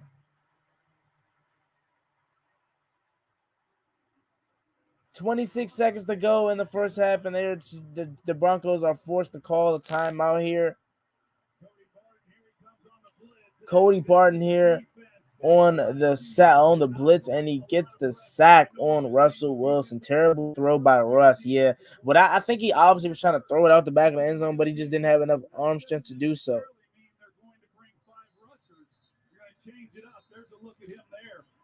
they did on that play, and Barton is able to get home.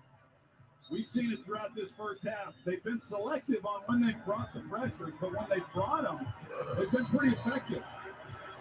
Seahawks release. All right, 3rd 18 coming up here. Bobby Wagner. And then Cody Barton would get an opportunity, second career start in 3+ years, and he gets the sack. All right. 2 receivers to the left. 1 to the right, lone receiver to the left, or left is 1, 2 to the right, and another sound pressure's on, and he sets up the screen. He pitches it out to Williams. Williams actually gets about 10, and Seattle is going to, or Denver's going to rush to the line and just going to take their field goal as the second quarter is winding down. This has been a really, really better game than what I thought. 3 seconds remaining in the second quarter. Let's see if Seattle is going to call a timeout to try to maybe ice the kicker, because they do have 3 timeouts. So let's see what Pete Carroll decides to do here. They almost turned Shelby Harris loose a little too early. He almost got to Russell before he was able to deliver. Well, it went from a 50-yard try to a 40-yard try with that pickup by Javonte Williams. And Denver is set to receive the second half kickoff, too. McManus try to make this a 4-point game again here at the end of the half.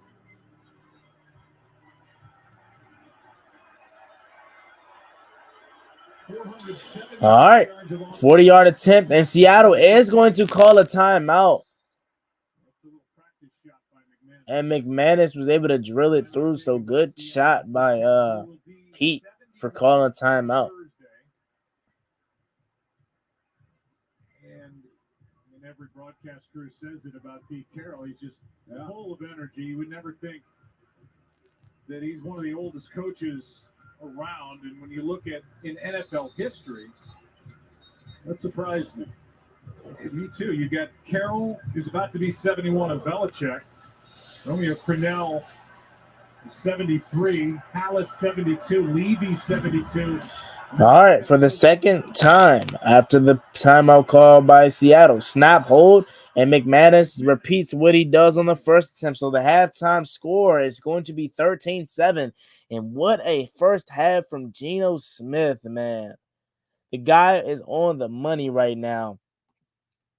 That is a wonderful first half by Geno Smith. A really, really solid first half. I'm not going to lie to you, man. Hold on. Yeah, the penalties. I mean, we've had a couple chances to be able to pin it back. Nathaniel Hackett talking right now. Who? Tell me if you expected this game to be as good as it's been so far.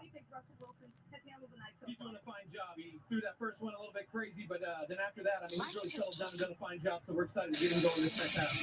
Thank you. 5 penalties on the Denver defense, 7 overall. Russell Wilson, 10 for 15. Geno Smith, 17 of 18. Fun first half, a lot of offense. Stay tuned. Ball State halftime. Coming up next. I'm your football obsessed best man, and I think you having your big day during the big game is the worst. Are you kidding me?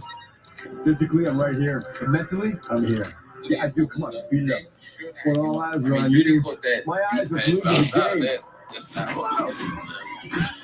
Save 3 times for 3 more, please. I don't know what the Broncos Great first half by you. You should be on the radio. Hey, I appreciate that, Adam. Thank you so much, man. What's going on, DeAndre Taylor? How you doing, bro? I get that you want to get into your 2 running backs. You got to figure it out in other different ways. Because, I mean, like I say, the man has, you pay him like 20-something million. Great first half. The great first half by me on the play call, and I appreciate that. And the great first half by the game. Geno Smith, man, what a game. I'm not going to lie to you. He is definitely outperforming Russell Wilson. But Seattle's defense has been really solid too. And when they did give up some plays, they're holding Denver to 3, so they're not allowing them to score. He took his spot. He lost his job to Geno.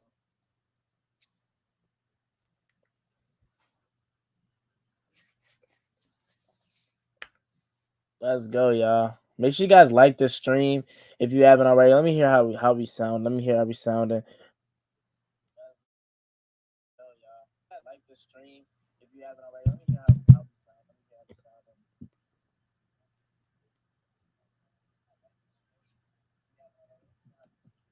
sounding. All right, we good to go. This game is just crazy. Why is Gino so turn? Hey, yeah, Gino is cooking right now, bro. Like I really did not expect Gino to be this good.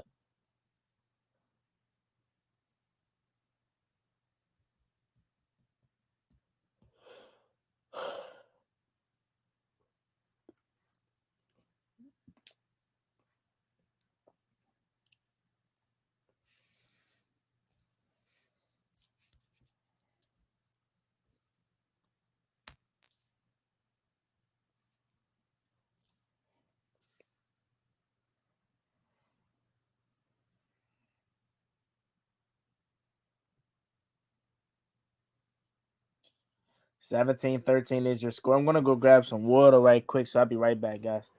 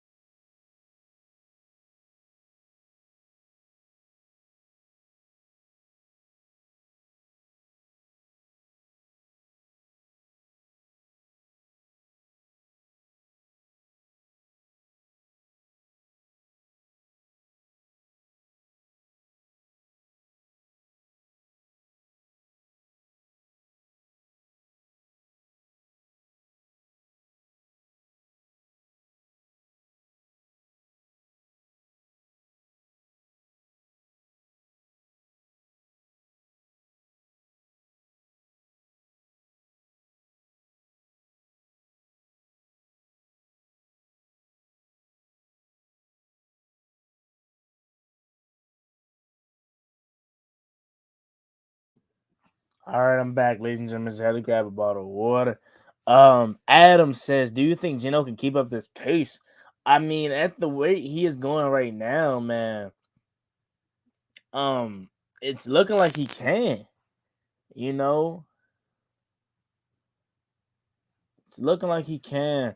But it's you don't know, you don't know. But I'm gonna say he can. But yeah, he's been really, really good.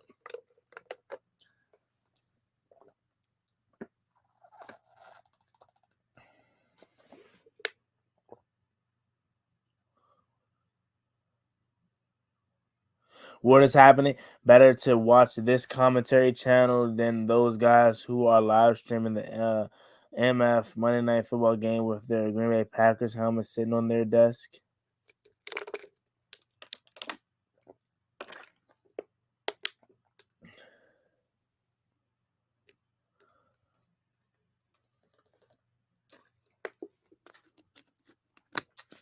I appreciate y'all for watching me, man. I really do. Thank you so much, man. I still can't believe the Colts and Texans ended in a tie.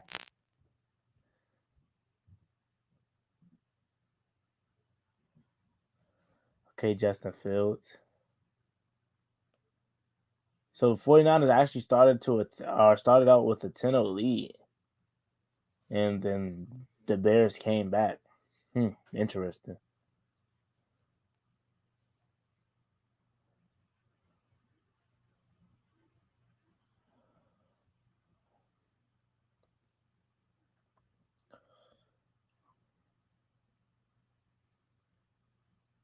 Gino has been really good, man. That's crazy, bruh. That is freaking crazy.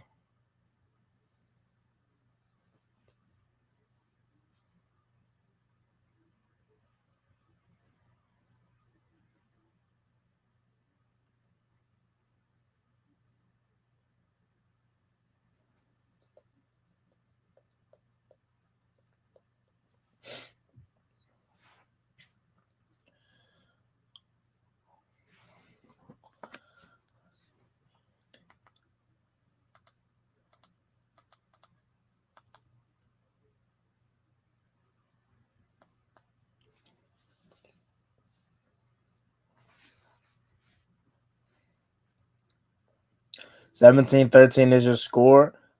Um, we're almost ready for the second half kickoff. Not much to talk about, so that's why we're really quiet here. Not a lot of people in here, but that's fine. So that's why I'm not really talking as much. But we're almost ready for the second half kickoff.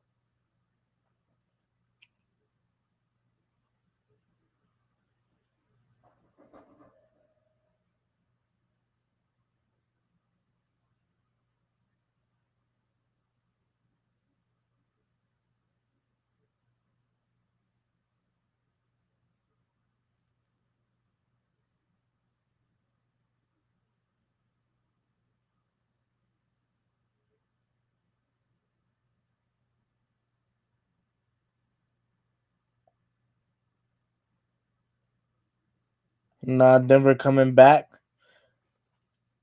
I thought Denver was going to win, just because I didn't think Geno Smith was going to do this. I really didn't. But man, he has surprised me. If he can keep it up at this rate, Denver is going to probably win. I mean, Seattle's probably going to win this game at this rate. You know,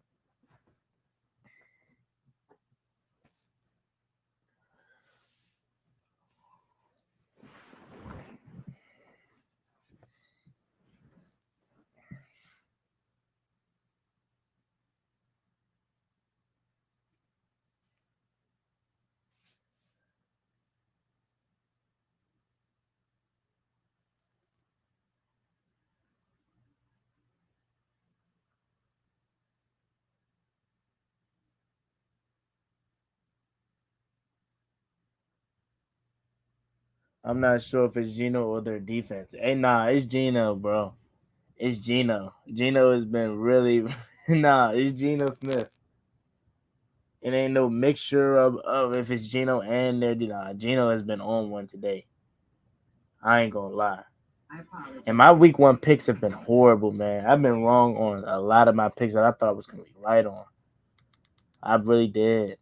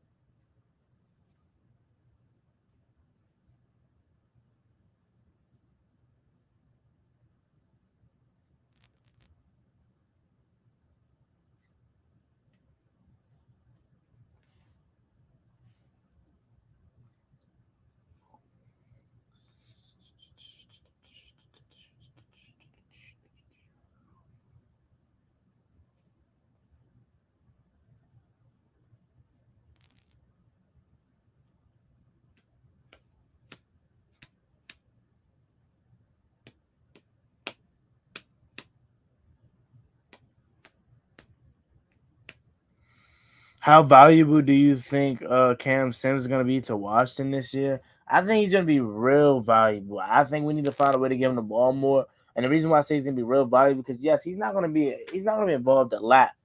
However, when he does get involved, he's going to make some good catches. I think he's going to be a solid part of this offense again. We now have three major receivers in Terry, Jahan, and Curtis, so he's probably not going to get a lot of targets, but we do need to use him more. I think he can be a huge part of this offense. He's ahead of De'Ami Brown, who didn't even see the field yesterday. So I'm a fan of Cam Sims. I think he needs to get the ball more, but it's three really good receivers in front of him. So.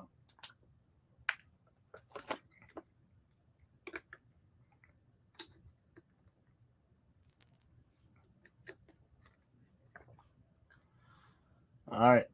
Second half is a short, about to get kicked off here. Lucas on the other side. We haven't mentioned their names either, and that's a good thing. We'll have to kick off here to start the half and then check in with Lisa. You were just ahead at the half. Well, so I didn't want to bring it back to me, but that's what I was going to say. We've never hesitated in that category before. Well, new network, new Troy. I mean, come on. All right, so Myers will kick it away with Montreal, Washington waiting deep.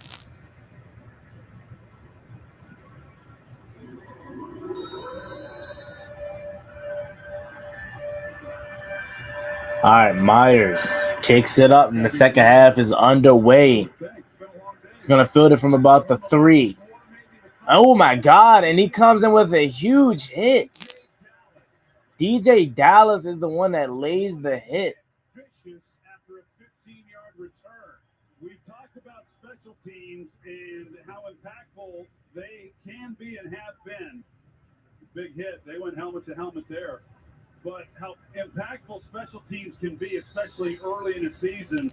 Seattle has won that phase. All right, ladies and gentlemen. 1st and 10 coming up for Denver out of the halftime locker room.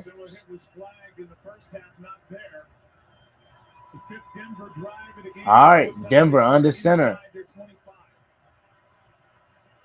One receiver to the left and one to the right. It's a pitch for Melvin Gordon. Melvin Gordon looking for somewhere to go, but he has nowhere to go, and he loses about 2, maybe 3. Seattle sniffs that pitch out and is all over it. Gracious with it, yes. That was a huge hit. It was a helmet-to-helmet hit, but it wasn't really vicious, so.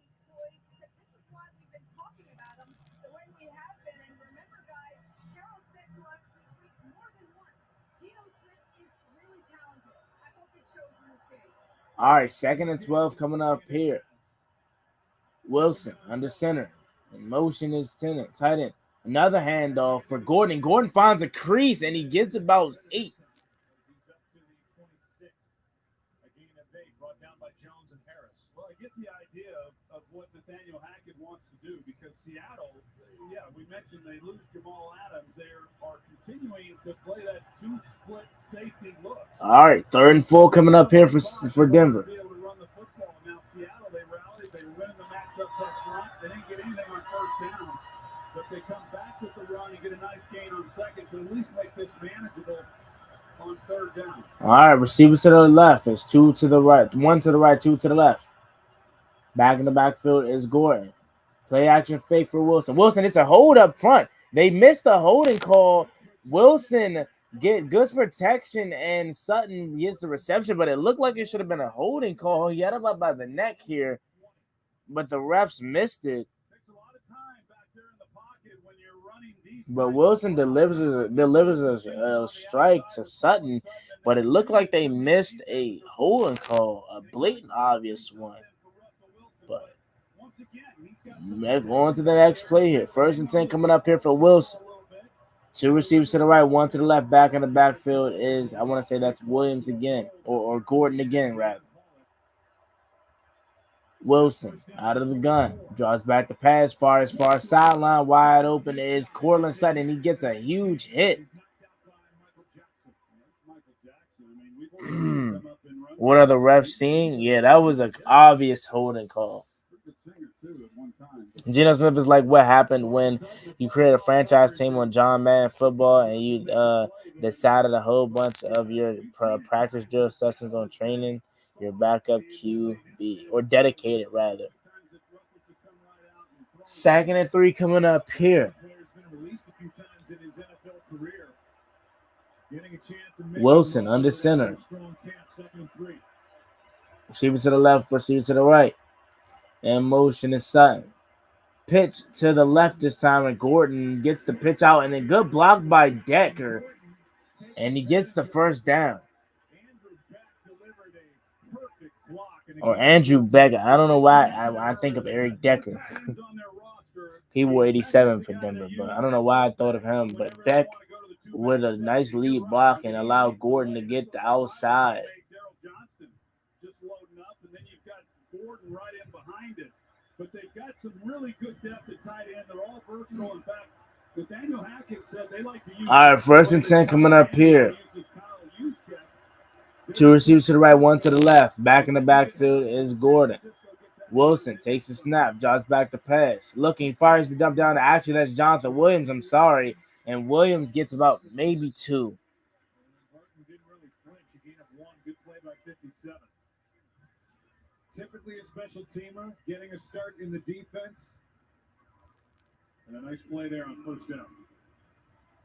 That's a nice drive here by Denver to open up this second half. They finished the first half, didn't get the 7 points they wanted, but they got a field goal. They come right back with possession of the ball. And now they're not. All right, second and 9 coming up here. Wilson under center. Receiver to the left or receiver to the right. Back in the backfield is Jonathan Williams.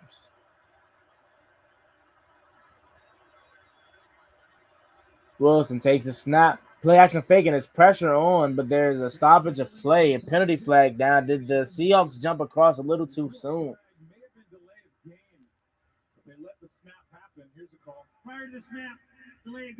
Delay game on the offense actually on Denver, so that is we want to back them up.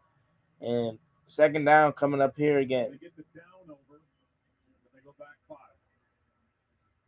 Well, we heard Nathaniel Hackett with Lisa Salters there at the end of that first half talking about the penalties. There's another one. 8 penalties on Denver in this game. 2 false starts and now 1 delay. All right, second and 14 coming up here. Second and 14. Wilson out of the gun. 2 receivers to the right, 2 to the left. Empty set.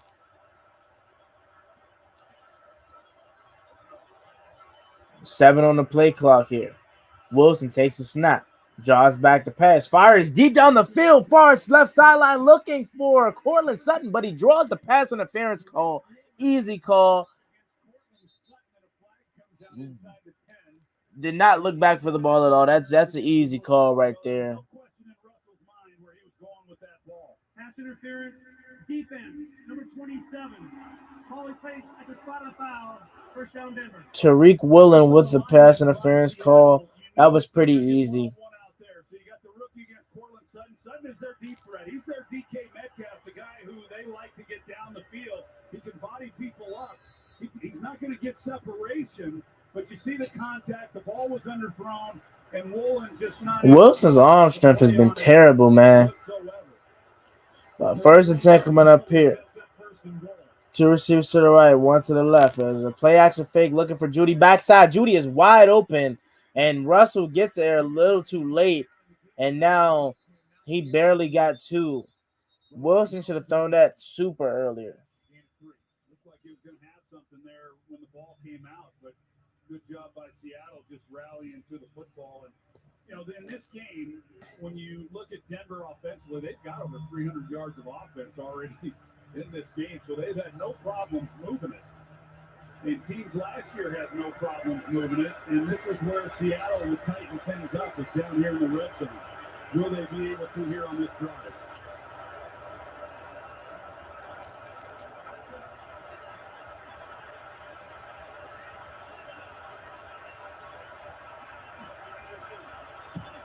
And that's going to be another delay of game. Another delayed game is going to be called on Denver, so the crowd is playing a huge factor. Against Denver on this possession. Prior to the snap, delay game, offense, 5-yard penalty, still second down. Again, some of that stuff happens. You don't play the starters throughout any of the preseason, and it's been sloppy here for Nathaniel Hackett's offense. It has been a little sloppy, and there's no excuse. You've heard me say it 1,000 times. No excuse, especially for a quarterback of the caliber of Russell Wilson, to not know the play clock and to take delay game penalties. All right. Second and goal after the delay game. Russ takes the snap, drops back to pass, fires to by Boone is with the reception, and the Seahawks are all over that. Third and goal coming up here. Second year in Denver, the former Viking in a game of just 2. Yeah, Josh Jones, you talk about guys who had good camps. He was definitely one of those guys. He is a part of what was going to be the 3 safety package, and now he's in on the 2 safety package. This is his 5th team. Kind of got a new chance on life here in Seattle with the camp that he had. Done some good things in this game. Third down and goal. All right, Sutton motions to the left. 2 to the right, 2 to the left. Wilson draws back the pass, pressures on it. He dumps it down to Gordon, and Gordon spins. And did he get it across before he touched down? They're going to mark him short of the end zone, but great effort by Gordon to try to reach across the pylon. I like the call a lot. Melvin Gordon out of the backfield, read perfectly, and then it's just one-on-one. Who's going to make the play? Let's see what touches first. And yeah, he looks to be down. So 4th and goal. Nathaniel Hackett is going to roll the dice here. Let's see what happens.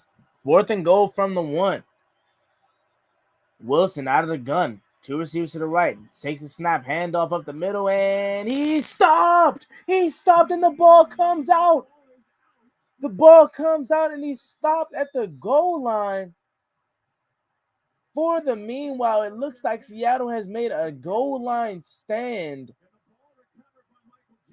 And the ball came out and recovered by Michael Jackson. There is an injured Seahawk down on the field, but for the meanwhile, it looks like Denver has been stopped on 4th down. And the ball is loosed way before Gordon even touches the ground. Wow. Seahawks forces a turnover on the 1-yard line. I'm going to start by saying I don't even like that play call by Denver. Why? You're on the 1-yard line. Why are you coming out in the gun? You need to just line up under center and let Russ either get a sneak, hand it off. Why are you running it from out of the gun on the 1-yard line? Not a good play call by Denver's offensive coordinator, but better. Meanwhile, Seattle forcing another turnover, or a turnover rather, on the big play, on a fumble caused by Michael Jackson on the 1-yard line on 4th down, 4th and goal. Seattle is playing inspired ball. They definitely are.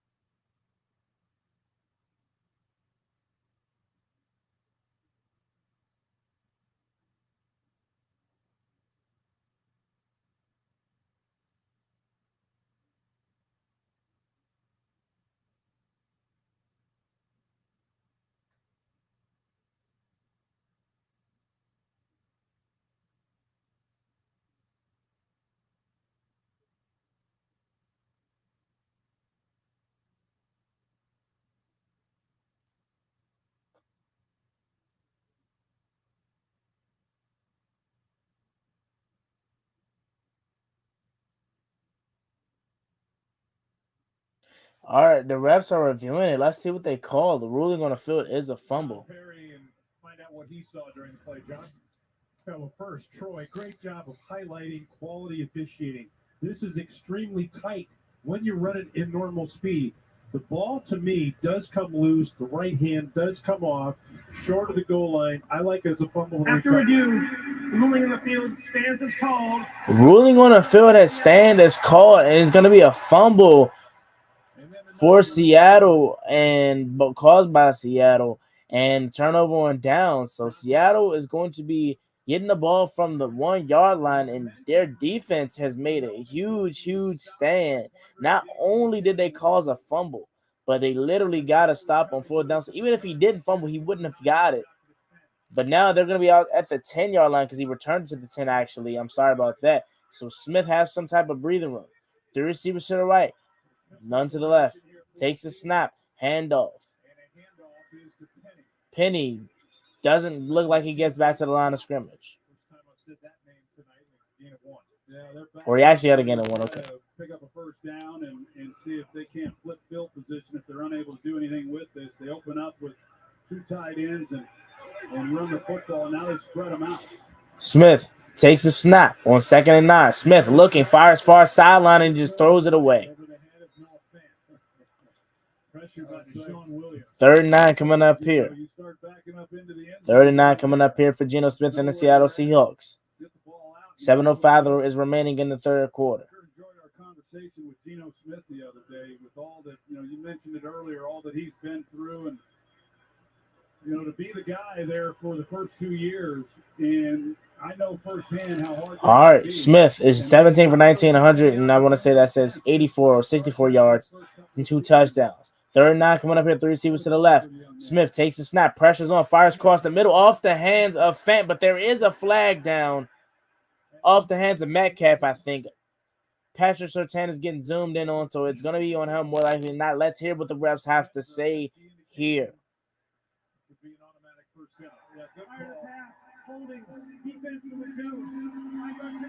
Holding on Patrick Surtain the second, and that gives the Seattle Seahawks a automatic first down.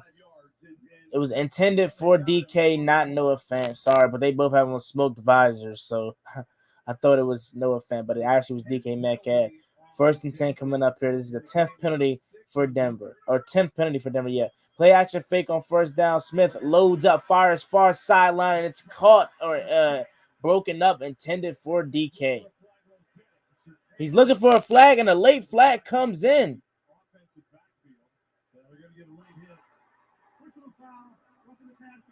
Oh my God. So even when Denver makes a great play, they can't catch a break. Penalties are killing them. This is their 11th penalty. They make a play and then they get called for a late hit. Yeah. You can't do that. I don't think it was the hit. I think it was the hit, the area of the hit. Even though he's trying, I understand where Chubb's coming from too. He goes to the chest, but the helmet to helmet is what. 1st and 10 coming up here. Loaded backfield for Seattle. Receiver to the left, receiver to the right. Smith takes the snap. It fakes the pass, and now it's a draw for Penny, and they sniff it out. Denver sniffs it out. DJ Jones. Denver's defense yet again with the penalty. Yeah, man. 11th penalty in this game. There in their stretch run to the NFC Championship game. He was just a disruptive force in the middle of the field. I think George Payton has done a good job. All right. 2 receivers to the right, 2 to the left. Back in the backfield is Penny. Smith out of the gun. Takes the snap. Stands tall. Looking. Fires. And I believe the pass may have been tipped at the line, but is incomplete. 3rd and 10 coming up here. That pass was intended for Lockett. Cross and Abe Lucas, the 9th overall pick and the 72nd overall pick in this past draft. Starting tackles who are rookies, and they've really held up. Absolutely they have. If you're not talking about them, then they've done well. And in pass protection, we've seen Geno back there. They're not giving him a whole lot of help. All right, Geno out of the gun. 2 receivers to the right, 1 to the left. Out of the gun. Takes a snap on 3rd and 10. Blitz is coming. Picked up. Smith fires across the middle of the field, and it's caught by DK Metcalf, and he still isn't down, and he's eventually down. DK Metcalf showing off the strong strength of hands and muscles, and another strike delivered by Geno Smith. Right here, Bradley Chubb is the one who he's going up against. They run a little game. He picks it up perfectly. That is a great ball. That is a great catch by DK Metcalf, too. Stand straight, stand tall, and deliver a good ball. Receiver to the right, 2 to the left. Smith takes a snap, quick pass out to DK. DK stiff arms. DK spins. And ball is out. DK Metcalf just fumbled. It's picked up by Denver, and this may be the momentum that they need.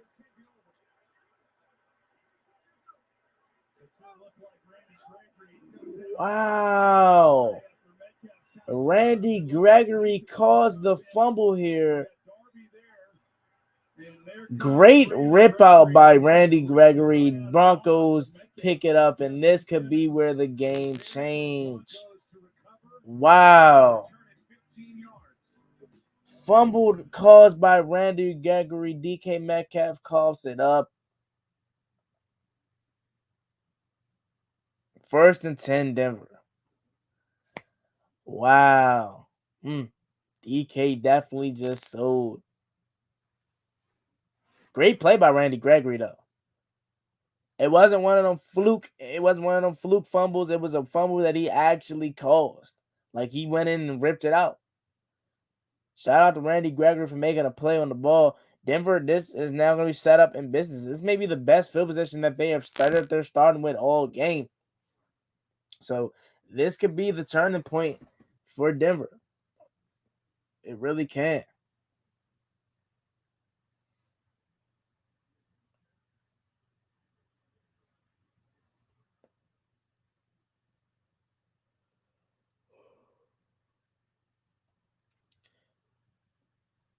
Definitely a great play by Gregory. That's why they paid him. Yeah.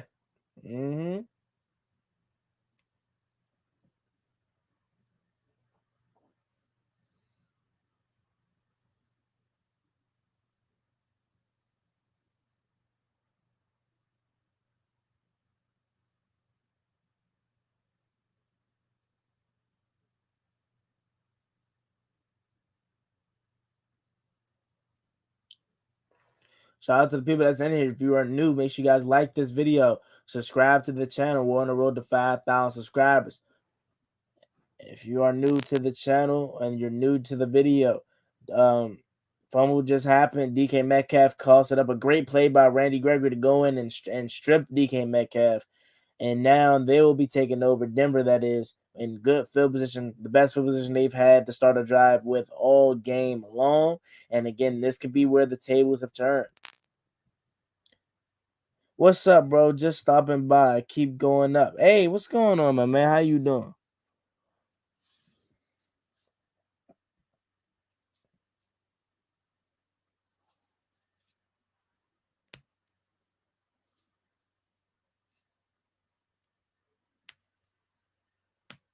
Oh, that's Frankie.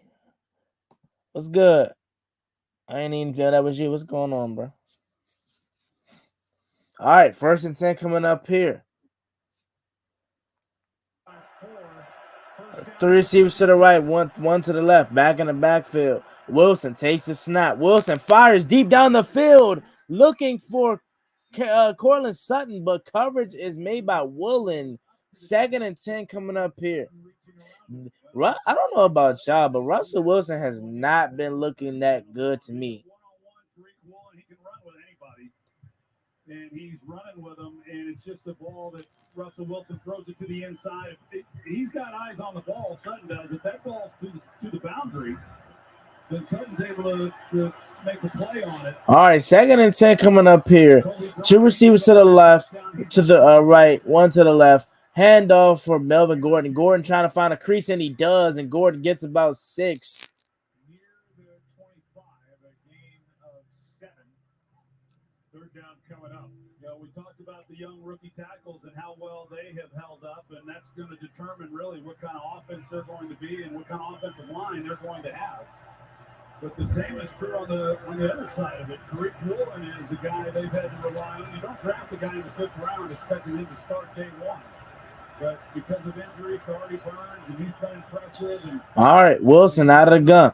Three receivers to the right, one to the left. Back in the backfield is, I want to say that's Williams. 3rd and 3 coming up here. Wilson looking, fires to the end zone, and he overthrows KJ Hamler and Albert O. Two receivers in the same vicinity, but there is a penalty flag down. Of the 5'9" third-year pro from Penn State. Pass interference, defense, number 27. Pass interference is called on Woolen, so that's an automatic first down for Denver. And did Troy Aikman just call him, or Joe Buck? Did they just call Russell Wilson a 3rd-year pro, or am I tripping? Am I the only one that heard that? I know they meant to say 13-year pro, but they said 3rd-year pro.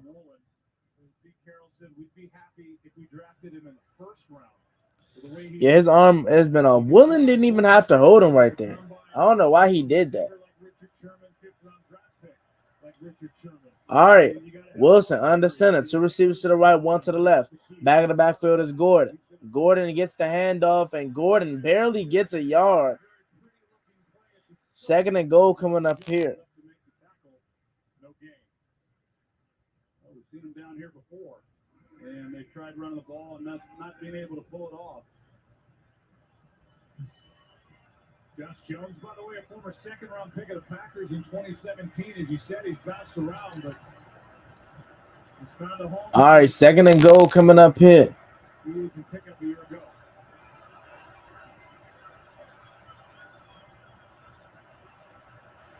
Second and goal coming up here. Two receivers to the right, one to the left. Takes the snap. Play action fake. Wilson fires to the end zone, and it's caught by Albert O, but they're going to mark him down short of the end zone. But was he touched, actually? Apparently he was touched. I didn't see him get touched, though. Let's see. Yeah, he got touched. Okay, helmet. All right, so 3rd and goal come from the 1. Let's see if Denver can actually punch it in now.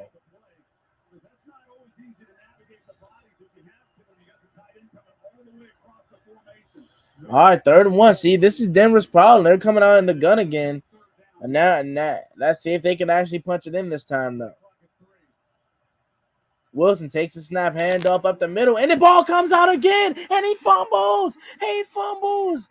Denver coughs it up again. For the 2nd straight possession from the 1-yard line, Denver coughs it up again. First, it was Melvin Gordon. Now it's Javonte Williams from the 1-yard line. Seattle calls another turnover. Great play by number 10, man. Is that Johnson?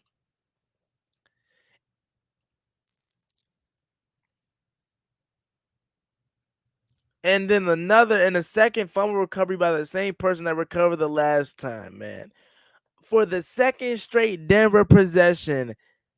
Wow. Oh my God. What a defensive performance by this team, man. An overall good performance by Seattle from both offense and defensive side, man. Wow. Wow. That's great right there. This is some great football. I did not expect this to be like this, man. But this is some great football, bro. I am not going to lie to you.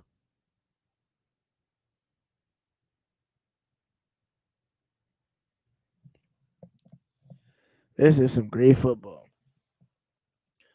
Oh my God. The hell going on out there? Yeah, man. I don't know, but for the 2nd straight possession, Denver coughs it up. Some great plays being made by Seattle's defense. Wow.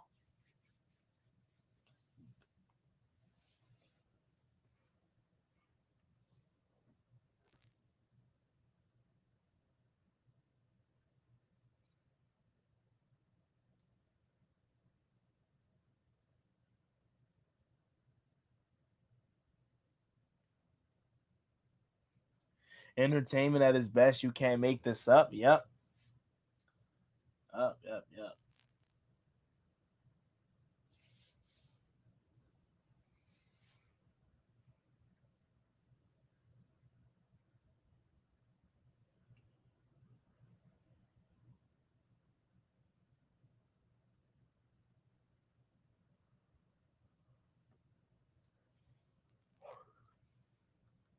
Monte Williams thinking about the fumble.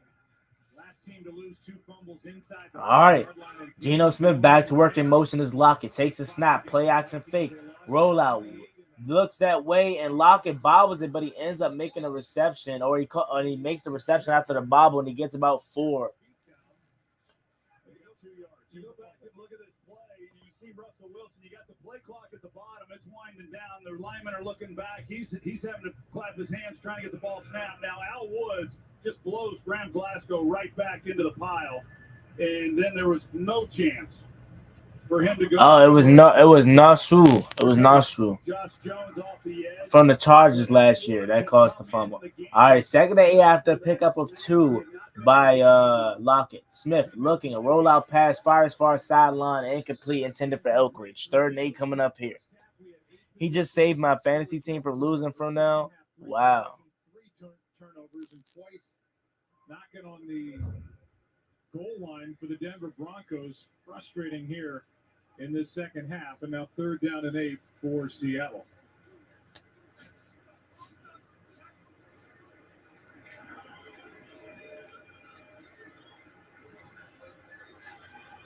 All right, Smith out of the gun. 2 receivers to the left, 1 to the right. Back in the backfield. Smith takes the snap, drops back the pass. Smith fires far sideline, caught by Lockett for the first down. A move of the chains.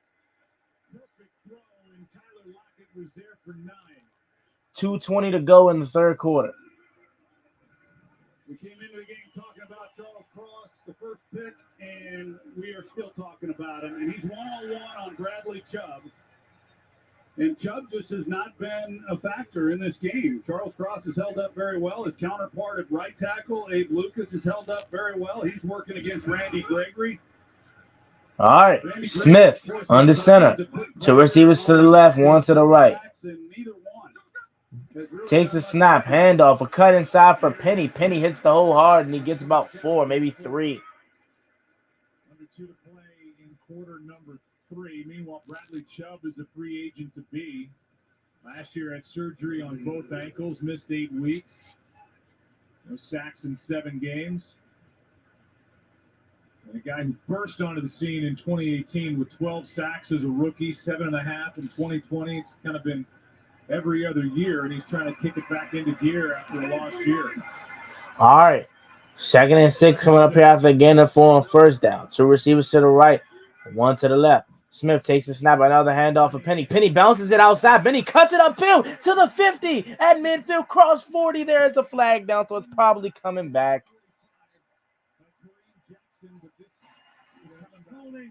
Offense, number 72, 10-yard penalty, replay 2nd down. Yeah, that was a good call. Rashad Penny, he can't believe it. I mean, things opened up, but that, I said it, these officials have been on it. Abe Lucas, number 72, you see the grab. Yeah, that's a flag. That's a flag. And it's coming back. So that's the first one on him. He has had, talk about a really good player, what he was able to do in college there at Washington State. 42. All right, 2 receivers to the right, 2 to the left. Back in the backfield. Geno Smith takes the snap, draws back the pass, pressures on. Smith looking. Smith escapes. Smith using his legs to extend the play. Smith looking, and he takes the hit, and he gets about 13 of that back. So 3rd and 1 or 2 coming up here, and that was the last play of the 3rd quarter. Really great job on the outside by these tackles. Geno Smith, it's not really his thing, and they know they've got to protect better for him at quarterback than Russell Wilson. But when he needs to go get it, we've seen he's certainly capable. 3rd and 2 coming up here on the other side of the commercial break. That is the end of the 3rd quarter. Denver lead or Seattle leads 17-13, and they're on yet another run here. Wow, man. Wow. What is Russ doing? LOL. Juan, you are a good announcer. I appreciate that, Mr. Bojangles. Thank you so much. Russ, man, I'll be honest. Russ has not looked the sharpest to me. He hasn't. Underthrown balls, you know what I'm saying? That's really the biggest issue, honestly. I mean, it's like it's not better that his running backs are fumbling, but you know, but Geno Smith is out playing Russ. Yeah, that's crazy. Ain't it?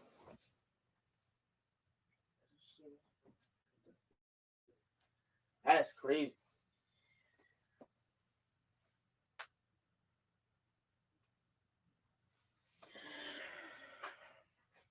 Had to get up and take a quick stretch. You know what I'm saying?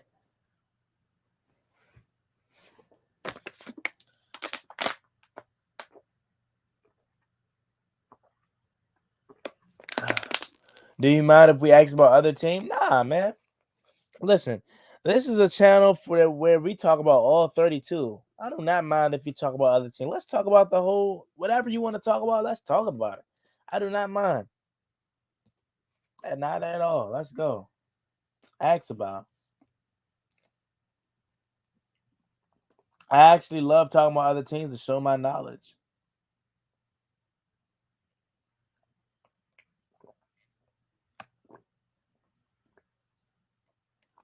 $17-13 is your score. We're on commercial break right now. The fourth quarter is coming up, and a huge third down coming up here to start the fourth quarter. Seattle is in business with the 17-13 lead, and they're currently driving. Let's see what they can do. If you guys are new to the channel, make sure you guys like this video. Excuse me. Subscribe to the channel. Share out the stream. We're on the road to 5,000 subscribers. So hit that subscribe button again if you haven't already. YouTube Rennie says, how do you feel about the Eagles? They look scary. The offense, AJ Brown in the running game looks scary. Not really scary per se, but they look good, especially AJ Brown. I'm not gonna sit here and lie to you. Jalen Hurts still he didn't look scary, but I'll get back to that after this play. 3rd and 2 coming up here. Smith out of the gun in motion 2-5. Smith rolls out pass, rolls out, and he runs. Actually, he keeps it, and he lowers his shoulder, and he gets the first down. It was a speed option to the outside for Geno Smith, and Smith gets the first down using his legs to extend the play. 1st and 10 coming up here. But back to your question. Yeah, they don't look scary at all. They look regular. I'm not going to lie to you. AJ Brown looks like a beast, but is that something that we didn't know? No, we already knew AJ Brown was a beast. Yesterday, I looked at the box score. I'm yet to actually watch the game. I'm going to watch it later or probably tomorrow. See, they don't look scary. They look okay. But no, they don't look scary to the point where I'm afraid of them. Nah. But 1st and 10 coming up here. Smith takes a snap, handoff up the middle for Penny, and Penny gets about 3 or maybe. Dustin says Chargers. What you think? I think the Chargers are going to be really good this year. I picked on the win yesterday just because I felt like they were the better team. They did lose Keenan Allen in that game, though, so that is going to be a huge blow. I definitely think they have a really, really good chance to win the West. Justin Herbert is amazing, but we definitely got to see the update on Keenan Allen, man. But 2nd and 8 coming up here. Geno, play action fake. Geno hit as he throw, and it's hit and stripped out by Bradley Chubb. But good thing Charles Cross was there to recover the strip. They get the rush, and so here you've got a telestrator that doesn't work, but you got Bradley Chubb coming around, and Geno Smith doesn't feel him, but the other part of it is he could step up. I mean, there's a good pocket there, and that sure make life a lot easier. All right, 3rd and 16 coming up here after the strip fumble here, recovered by Seattle. Probably the first mistake made by Smith here tonight. Smith looking, stands tall, far sideline, and incomplete, intended for Noah Fant, broken up by Ronald Darby. So Denver actually gets a stop. A great play by Bradley Chubb. The punt unit for Seattle is now on 13 minutes to go in the fourth. He got it done and stopped the drive after Geno was able to pick up that one first down, and now Denver gets another shot. And that brings Michael Dixon onto the field. Dixon is one of the best in the league and a real weapon for Seattle. Yeah, of course. I appreciate you asking about other teams, man. I love talking about other teams, man. Any times you want to talk about random teams, just drop them in the comment section. All right, punt is away. Dixon puts his foot into this one. It's fielded at about the 20. And he's tackled down at about the 18-yard line. So great special teams day as far as return their defense goes for Seattle tonight. Kickoff coverage, punt coverage is good. So that's good for them. Since Dak out is between Eagles and us, yeah, I do. I think so. The Giants definitely got a solid win, but I knew the Titans were going to be bad this year. I just didn't have faith in the Titans this year. And actually, I want to see. I don't have my phone with me, but I definitely want to see. Somebody let me know how many yards did Derrick Henry have yesterday.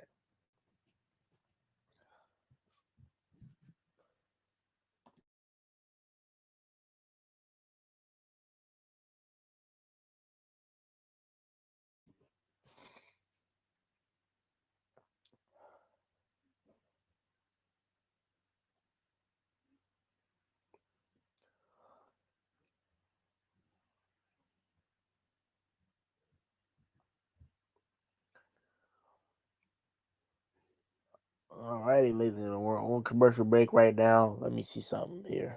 If I actually look it up.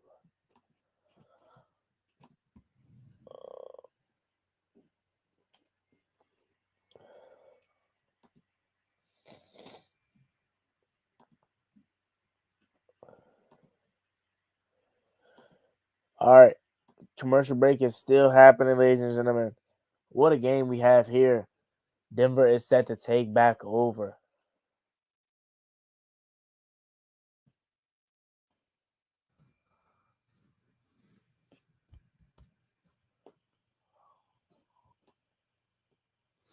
Let me see here.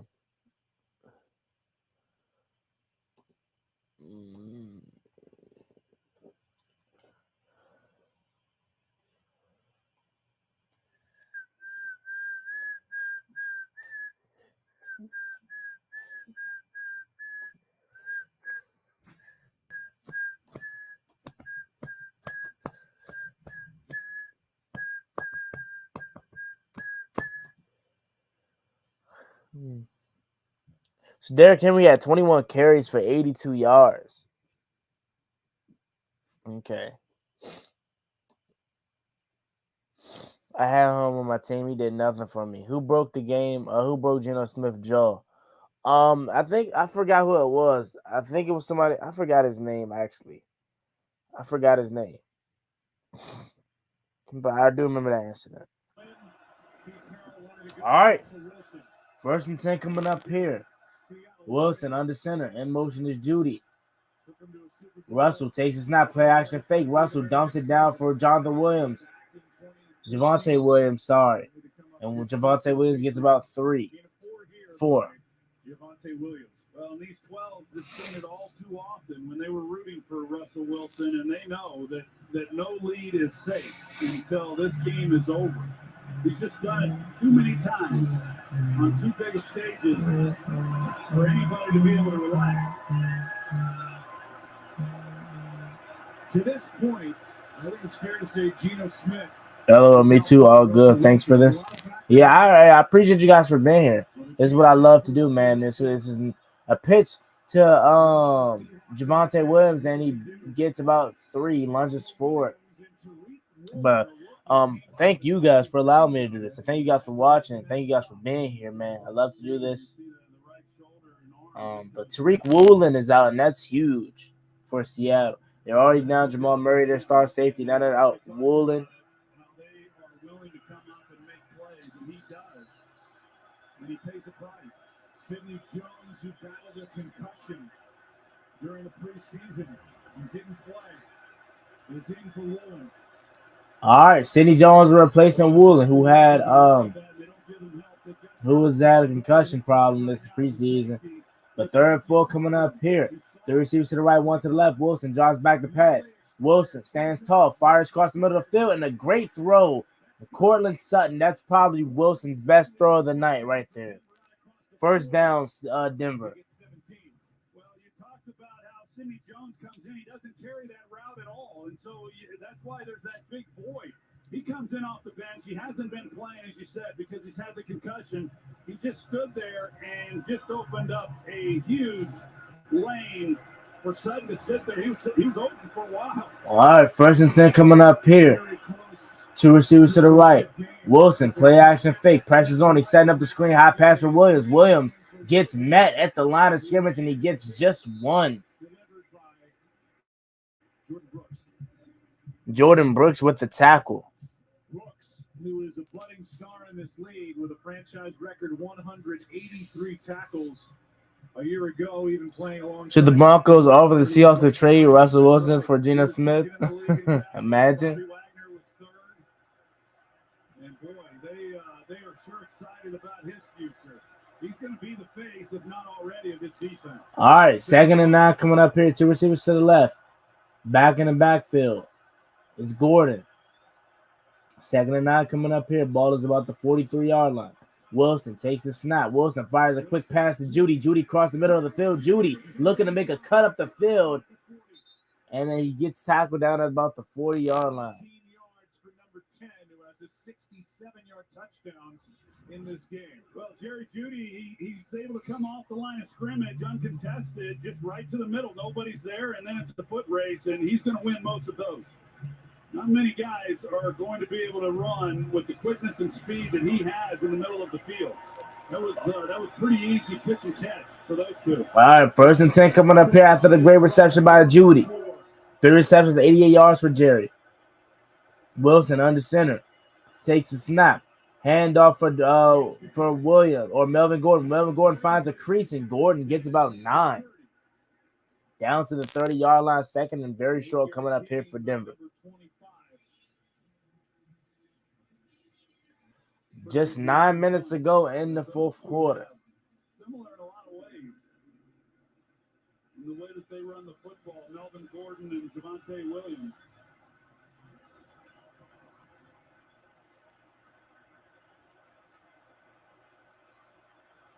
One receiver to the right, 2 to the left. Now motions over, so now they're stacked to the right side. Motions Cortland Sutton over 4 in the play clock here. Wilson in the backfield, takes a snap, drives back to pass. Pressure's on. Wilson fires it to the end zone, out of bounds. As he was hit as he threw. 3rd and 2, pressure put on by Nwosu. With Nwosu, and man, he has a straight shot right in on Wilson. This guy, I mentioned him a little bit earlier, what he was able to do in Los Angeles with the Chargers. He had 17 quarterback hits last year for them, and that would have led the team for Seattle. He's had a nice night. He's been all over the place applying some pressure. 3rd down and 2. All right, 3rd and 2 coming up here. Russell under center. In motion is Judy. Takes a snap, play action fake. Judy looks wide open as Jerry Judy on a dump out pass. Judy up to the 20 and out to about the 14-yard line. 1st and 10 for Denver. And once Russell Wilson dropped it over the defender, 14 yards for Judy. Eric Saubert, the tight end, he takes 2 with him. And so when Judy comes out to the flat, that's why there was nobody there to then pick him up. And Russell Wilson, you're right. I mean, he navigated that perfectly and just lays it right over the top. All right, 1st and 10 coming up here. Catches 102. Wilson, rollout pass on the play action. He fires to the end zone, and it's incomplete. Intended for Solberg. That was actually a really solid ball by Wilson and a great play by Seattle's defense. Wilson had Saubert right away. I mean, he got behind him right away. He's a good 4 yards behind any defender. But when you're rolling to your left, you're just not able to throw it as quickly as what you would if you're rolling to your right. So by the time Wilson, Nwosu is having himself a game. the defense is able to get back into position. All right, 2nd and 10 coming up here. 2nd and 10. Wilson out of the gun. 10 play this drive coming. 3 receivers to the left. Wilson draws back the pass. Wilson fires far sideline. Javonte Williams makes the reception, and he gets about 6. 3rd and 4 coming up here. 3, sorry. Yeah, he could have caught that, but that is a good play by the defense. Manageable situation on 3rd down. All right, 3rd and 3 coming up here. And 3rd and 2 on this drive. It's 3rd and 3. Nathaniel gets over there wondering what he has to do to punch one in. 8 on the game play clock. 7 minutes to go in the game. In motion is Judy. Wilson out of the gun. 2 receivers to the left. 1 back in the backfield. Wilson fires to the back. Dump off to George. Javonte Williams. Javonte Williams lowers his shoulder. He gets the 1st down, and he's out at about the 3 or 4 yard line. 1st and goal coming up here for Denver. Well, no, we talked about it. Seattle hasn't brought pressure much, but they bring 5 on this one, and so you got Javonte Williams, who then goes out, and nobody's there to pick him up. Just a nice decision by Russell Wilson. Right idea, I think, by Clint Hurt, the defensive coordinator, but not able to get there, and then you just vacate a zone. Broncos right now are 3 yards away from their first lead of this game. Well, Denver is 0 for 3. All right. In the red zone. 1st and goal coming up here. Wilson under center. Takes the snap. Play action fake. Looking. He keeps it. He fires to the end zone, and it's caught. No signal yet. No signal yet. The refs are discussing. Still no signal. No signal, and they're going to call it an incomplete pass, but they should take a hard look at this to see if Beck actually got his feet down.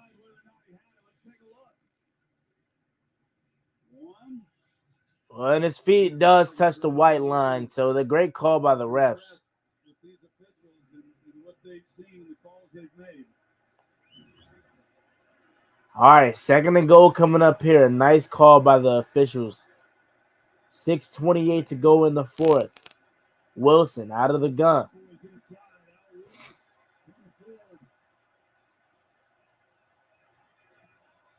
2 receivers to the left, 1 to the right. Takes the snap, play action fake, pitch inside for Beck, and Beck gets it, and he scores, but there is a penalty flag down.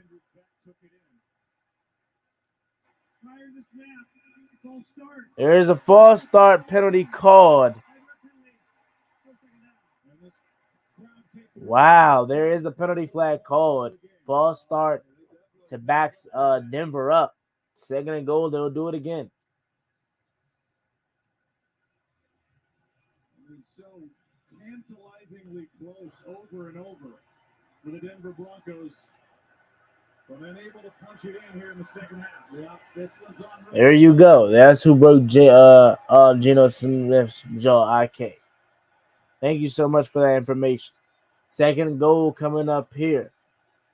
In motion is Cortland Sutton. Wilson takes the snap, draws back the pass, pressures on. He's rolling out to his left. Fires to the end zone, and it's off the hands of Judy, or intended for Judy, broken up.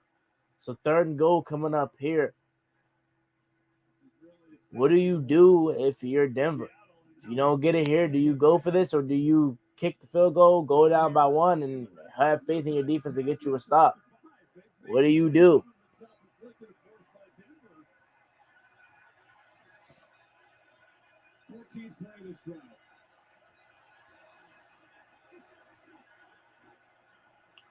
All right, 3rd and goal coming up here. Wilson out of the gun. 3 receivers to the left, 1 to the right. Wilson draws back the pass. Wilson looking, hits at it, he throws, and it falls to the back of the end zone. Incomplete. Good defense by Seattle. 4th and goal coming up here. What are they going to decide to do? It is 6:16 left in the game, so there's still plenty of time, and Denver is going to send on the field goal unit. to try to make it a 1-point game. They still have 3 timeouts left and the 2-minute warning, so they're going to be depending on their defense to get them to stop. It's such a great job. I mean, teams are going to get yards. They're going to move the football, but they have tightened things. But let's see if Brandon McManus can make it today. He's 2 for 2 from 26 yards out. Snap, hold, and it is good. McManus remains perfect, so he cuts the lead to just 1, and Denver is going to be hoping that their defense can get a stop. I mean, if you think about it like this, if Denver just, if they cash in on their opportunities in the red zone, they're definitely winning this game. But you think about it like this. Shout out to Seattle's defense. Calls and turnovers, holding them to just field goals. But flip side, again, if you think about it on Denver's side, if they're able to cash it in more often than not, they're winning this game. Every time they get in the red zone outside of that first touchdown to Beck, they've been field goal, field goal, field goal as their points, right? But that's not even counting the 2 turnovers inside the 5 on the goal line. Literally the 1-yard line. They fumbled twice.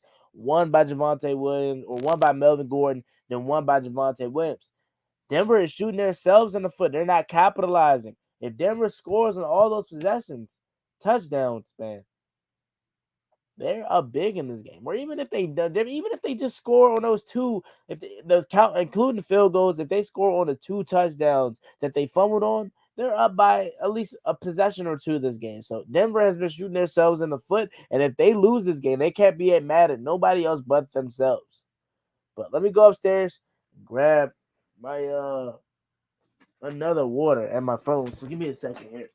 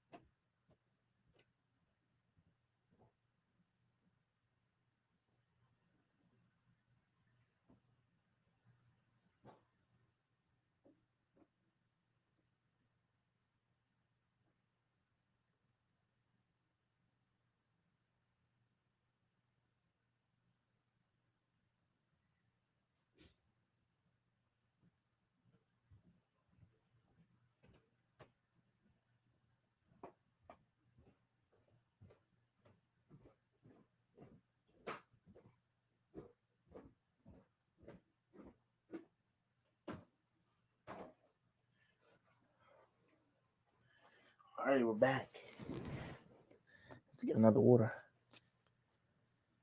Let's go, Pete.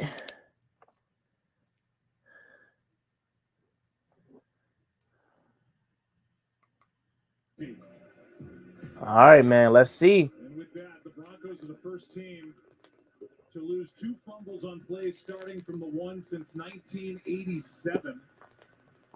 And the Chiefs in a strike game.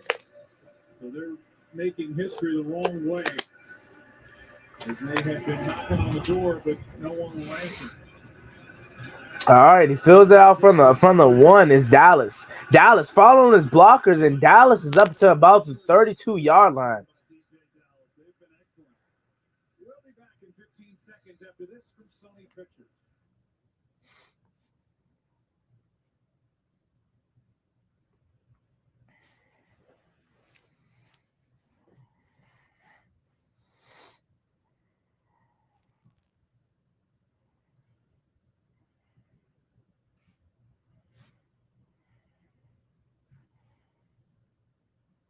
All right, 1st and 10 coming up here. Smith takes the snap. Play action fake. Smith dumps it back inside to Will Dissly, and Dissly gets about 4. Gain of 2, actually. Thought it was more than that.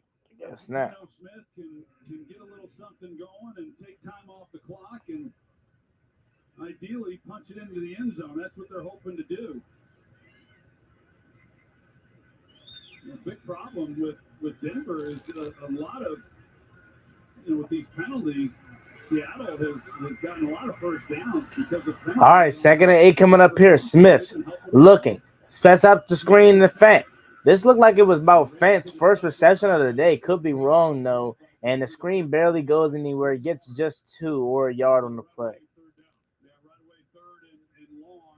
And, after that defense has been on the field for a little while, and even though they were able to hold and keep Denver from getting in the end zone in 3 points, to go 3 and out in this situation, not ideal. All right, 3rd and 6 coming up here. 3 receivers to the left, 1 to the right.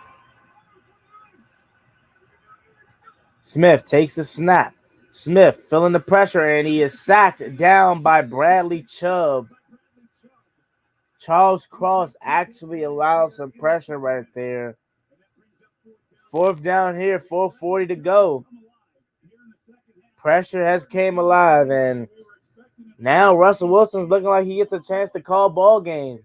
That's what it's looking like. Now, as I mentioned, Geno Smith he doesn't feel that, and he doesn't slide up. You've got Phil Haynes, the left guard.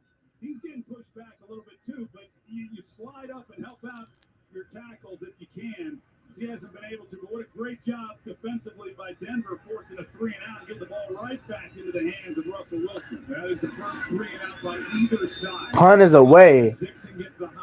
Dixon kicks it and takes a Seattle bounce, and he gets it back to about the 20-yard line. So let's see what Russell Wilson can do. Can he rip the hearts out of his former team's chest in Seattle Seahawks and their fan base 12s? Or is their defense, that being Seattle, going to prevail and rise to the occasion? We shall find out on the other side of this commercial break. Meanwhile, make sure you guys like this video, subscribe to the channel if you are new, turn on post notifications so you get notified when we upload new content to the channel like this one regarding the NFL or the Washington Commanders. We do this every single week for every primetime game, and we live stream the Washington Commanders game, and we upload videos every day. So hit that subscribe button again. We're on the road to 5,000 subscribers. Thank you so much.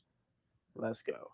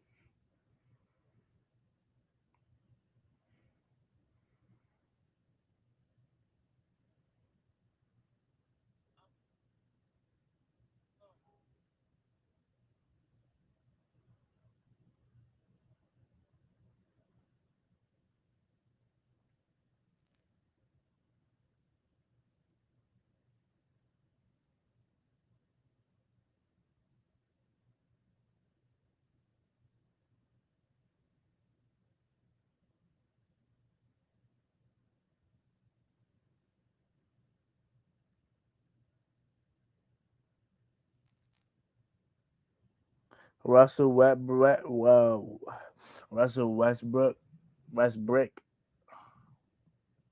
Rusty old Wills, your mom goes to college? Huh?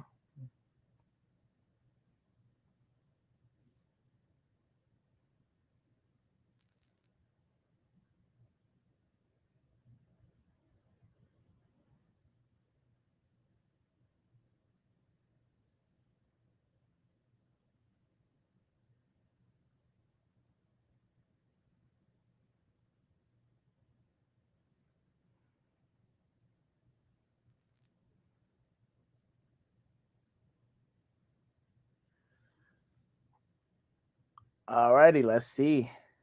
Next Monday, we got Titans, Bills. We got Vikings, Eagles. The better game of the two is obviously Vikings, Eagles. So that is the game I will be streaming, but I'm sure we'll be checking in on the Titans, Bills game too. But all right, back to this one. 4:02 remaining in the game. Wilson under center, and he has 32 game-winning drives. 2 receivers to the right. In motion is Judy. Wilson takes the snap. Handoff.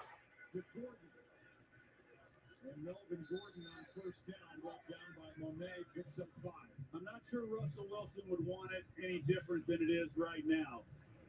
With under 4 minutes to play, down and an opportunity to drive the length of the field, and no All right, 2nd and 5 coming up here. Denver does not have to rush at all. They got a lot of time. Two receivers to the right, one to the left. Wilson takes the snap, fires, and it's off the hands of a wide open Jerry Jeudy. Hits him right in the chest, and he drops it. Wow. Juan, what's your prediction for the Eagles? Man, I hope the Eagles lose. The Vikings looked really, really good versus the Giants. I mean, not the Giants, the Packers. Justin Jefferson, 184 receiving yards. The Eagles just gave up 35 points to the Lions, who it has a really good offense too. So I'm gonna go, and yes, I'm being biased because I want them to lose, but I'm not being biased also because the Vikings are actually pretty good. I'm going Minnesota. Alrighty. Denver out of the gun. 3rd and 5 coming up here. It is loud in Lumen Field. Wilson takes the snap, drives back to pass, fires, caught, and Albert O tries to dive for the sticks, and it looks like he may have got it, but it's close. Let's see where the refs mark him down. They mark him down just short of the sticks. Great awareness by Albert O to even reach for the sticks. He's done right there. I mean, he's way short, and he just keeps going, and that second effort made it at least a measurement. The Cowboys are done. Hey, man. Hey. All I'm going to say is, hey, you know what I'm saying?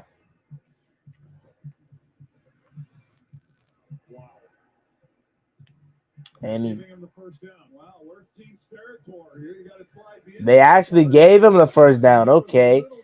What about I say about Dallas, man? I ain't even gonna mention Dallas right now. No need to mention Dallas, to be honest. They got a lot to worry about over there, though. All right, 1st and 10 coming up here. Pete Carroll is throwing the challenge flag.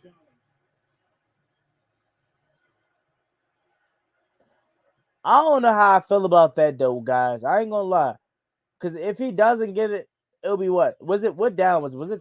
Was it 3rd or 4th? Because if it was 3rd down, then it'll be 4th and 1. But if it was 4th, then it'll be turnover. I think it was 2nd and 1. I mean 2nd down, so it'll be 3rd and 1. But if it's 3rd and 1, I'm not saying there's no. I don't know. If it's 3rd and 1, I wouldn't have challenged it. But if it was 4th and 1, I would challenge the spot. I don't know what the down was though. I think it was 3rd down. Yes, sir. Hail to them Commanders. You already know the deal.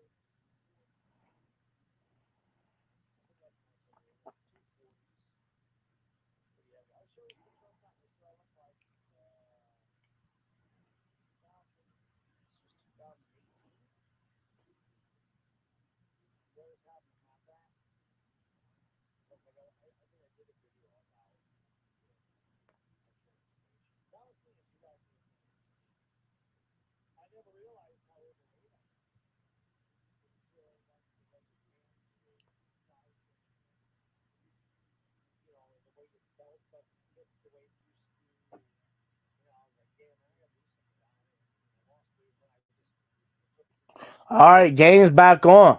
First and 10 coming up here for Denver. 3 minutes to go in the game. Russell fires for Albert O. Albert O breaks off a tackle and he gets about 5. So Seattle loses a challenge. I wasn't to challenge that. But you know Pete Carroll, man. I personally wouldn't have challenged that, but hey. Denver is now moving with a little bit of a pace as we inch closer and closer to the 2-minute warner. 2nd and 4 coming up here. 2 receivers to the right. Wilson hands it off. And Melvin Gordon is met. But he did get some positive yardage, maybe 2. Was there a gain of 2. Such a great play by Al Woods. He made the big play down there on the goal line, and on that play, he just sheds a blocker, big number 99, and then he fills the hole. That's outstanding. It looked like he had some daylight where he would have easily picked up the first down otherwise. All right. Wilson out of the gun. Or actually, that will be the 2-minute warning. So 2-minute warning. The Hawks are trying to get a stop. Denver is driving. 3rd and 2 will be the down and the yardage that they need to gain on the other side of the 2-minute warning. That being said, it's been Brother Juan Gotti, man. Make sure you guys like this stream. Subscribe to the channel if you are new. We're on the road to 5,000 subscribers, man. So that subscribe button again if you haven't already. Thank you so much.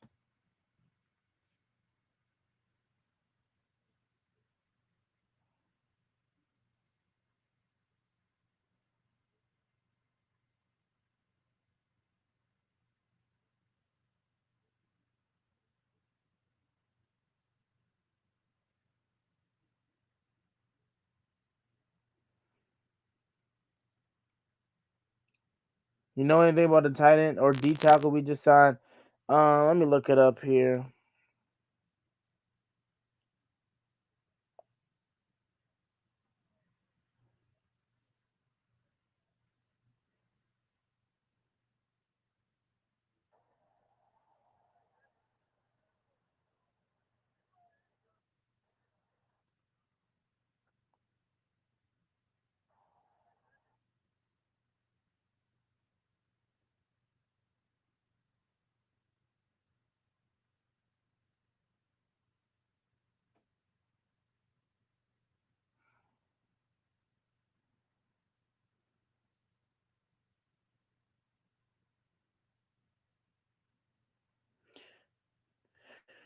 So we've made multiple roster changes. Placed the Federian Mathis on reserve injured list and signed Donovan Jeter.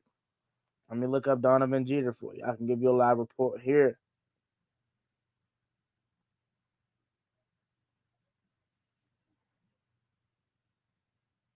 Donovan Jeter. Jeter was with the Wolverines and since 2017 and was a 4-year letterman. Jeter appeared in 37 career games in a span of 4 years. Jeter signed with the Steelers as an undrafted free agent this spring before his college career at Michigan, but did not make Pittsburgh roster. He made 24 tackles in 14 games in 2021. So let's get back to this game here. 2-minute warning is over with. 3rd and 2 coming up here for Denver. In motion is Hamler. 2 receivers to the right. Back in the backfield is Williams. 15 on the play clock. Wilson takes the snap. Pressure's on. Dumps it down for Williams. Williams bounced off 2 tackles. Williams still going to make a move, and he actually gets multiple yards after the catch on the first down. Gain of 8 right there. Minute 40 to go. Denver still has all 3 timeouts, so they are no need to rush. All they need is 3, actually. They have Brandon McManus, one of the better kickers in this league. So Denver is actually sitting pretty cool right now. 3 receivers to the left, 1 to the right. Russell Wilson out of the gun. Takes the snap, drops back to pass, and he's hit as he throws, but he gets it out to Javonte Williams, and he's tackled quickly down.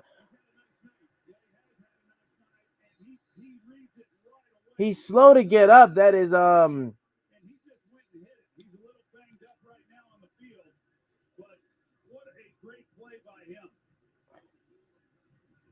Great play by Barton, but he is shaken up after the play. Here tells Strader that he can't come up and make a play. He beats it right away and beats it. The blockers defeats it and is right there. Controversial spot on Monday Night Football is the tweet I just got. Well, when you need to make a play, Barton just made it. And now we have an injury timeout. Barton's not the only one down, by the way. Barton is down, and another Seahawk is down. Back at the 39. Getting stretched out, possibly a cramp. He's got cramps. The way that they're working on him. Both legs. Barton's able to get up and walk off under his own power. Lost his helmet on that play, but a good play on Javonte Williams. And a loss of 4 on it, 2nd and 14. In case you're wondering about Brandon McManus, the kicker for Denver, he's got big legs. Chargers or Chiefs? That's gonna be a really good game, man. Chiefs just blew out the Cardinals. They're gonna be at home, I would think so. The Chargers are no slouch. They just had a good game, but they did lose their number one weapon in Keenan Allen. So I'm gonna have to go with Chiefs. But stay tuned for my Wednesday video when there will be my week 2 predictions. But jumping back into it after the injury timeout. 2nd and 14 coming up here. 2 receivers to the left, 2 to the right, back in the backfield. Wilson out of the gun. 7 on the play clock. Wilson fires. And he keeps it after the pump fake. I was confused for a second, but they're going to blow the play dead. Let's see what happened here.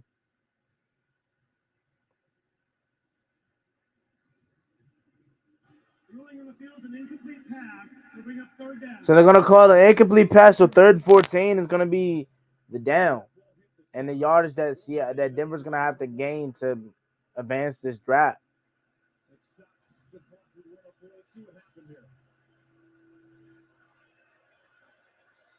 Oh, yeah, incomplete pass. He thought it was a fumble, so. All right, 3rd and 14 coming up here. It is getting extremely loud in Seattle. Denver out of the gun. Takes the snap, drives back the pass. Pressure's on. He dumps it down to Javonte Williams. Williams out in space, makes a move. Williams cuts it back inside, and he gets about 7 to make a manageable 4th down. And it looks like Denver is going to go for this. And they have no choice but to. They do have 3 timeouts, so they can take some time to think about this and what they want to draw up, but they are going to go for this.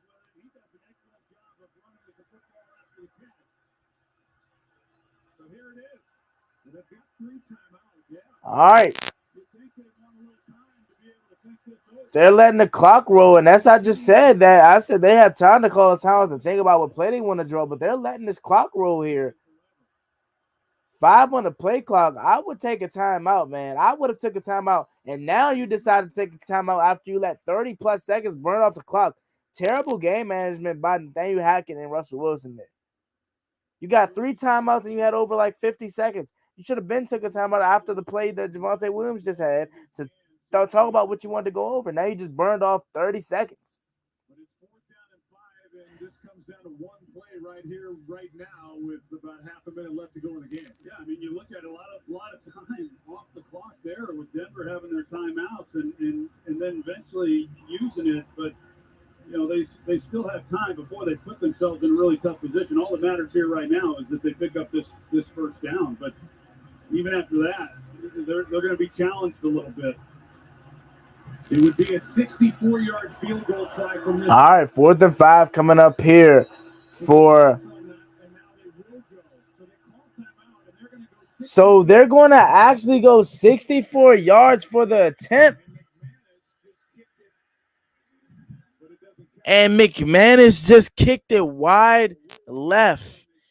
And Seattle calls his last time out to ice McManus. So instead of trying to get the 5 yards here, Denver is going to send on Brandon McManus, who I believe actually has it. I know it was Matt Prater for a long time, but is it Justin Tucker now? But I know he has a really long field goal kicker now. Field goal kick. But let's see. So that's why they let the clock run. They were All right, they let the clock run because they're going to have this game rely on a 64-yard attempt from Brandon McManus. Let's see what happens here. Snap, hold, and it's right down the middle, and it's no good, actually. Wide right, and he missed. He missed. It started off right down the middle, and then it tails over to the left.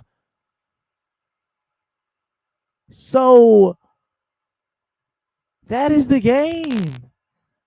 The reason why I say wide right because it's right for us, but to them it's their left side. So wide left. It started off straight.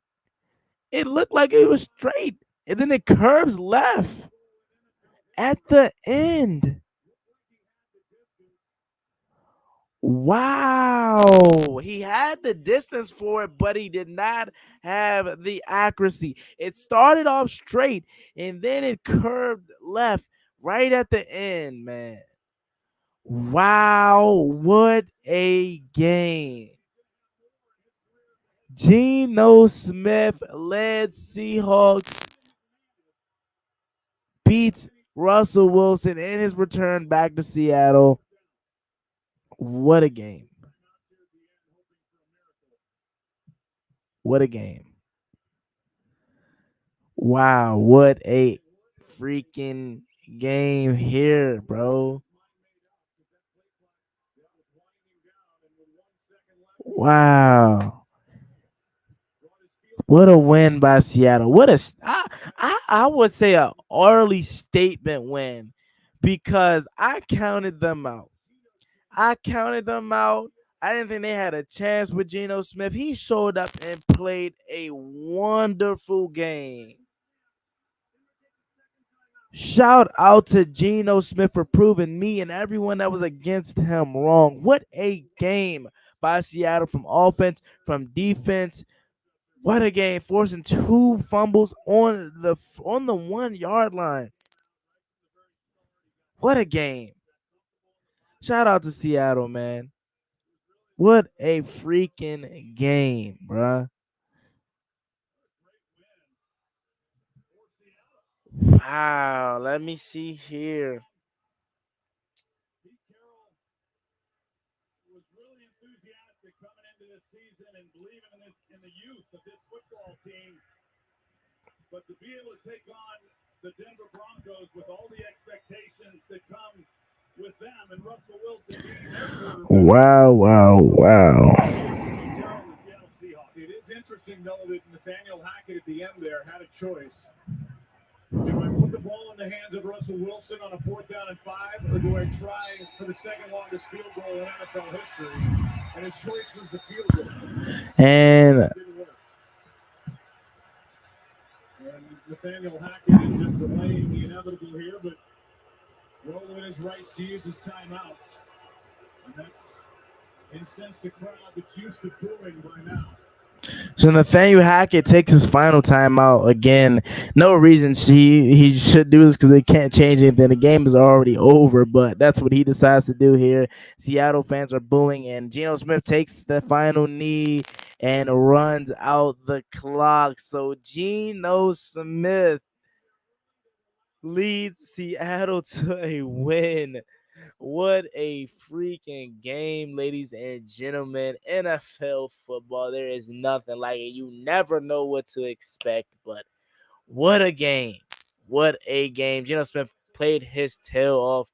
Defense only holding only holding Denver to 16 points.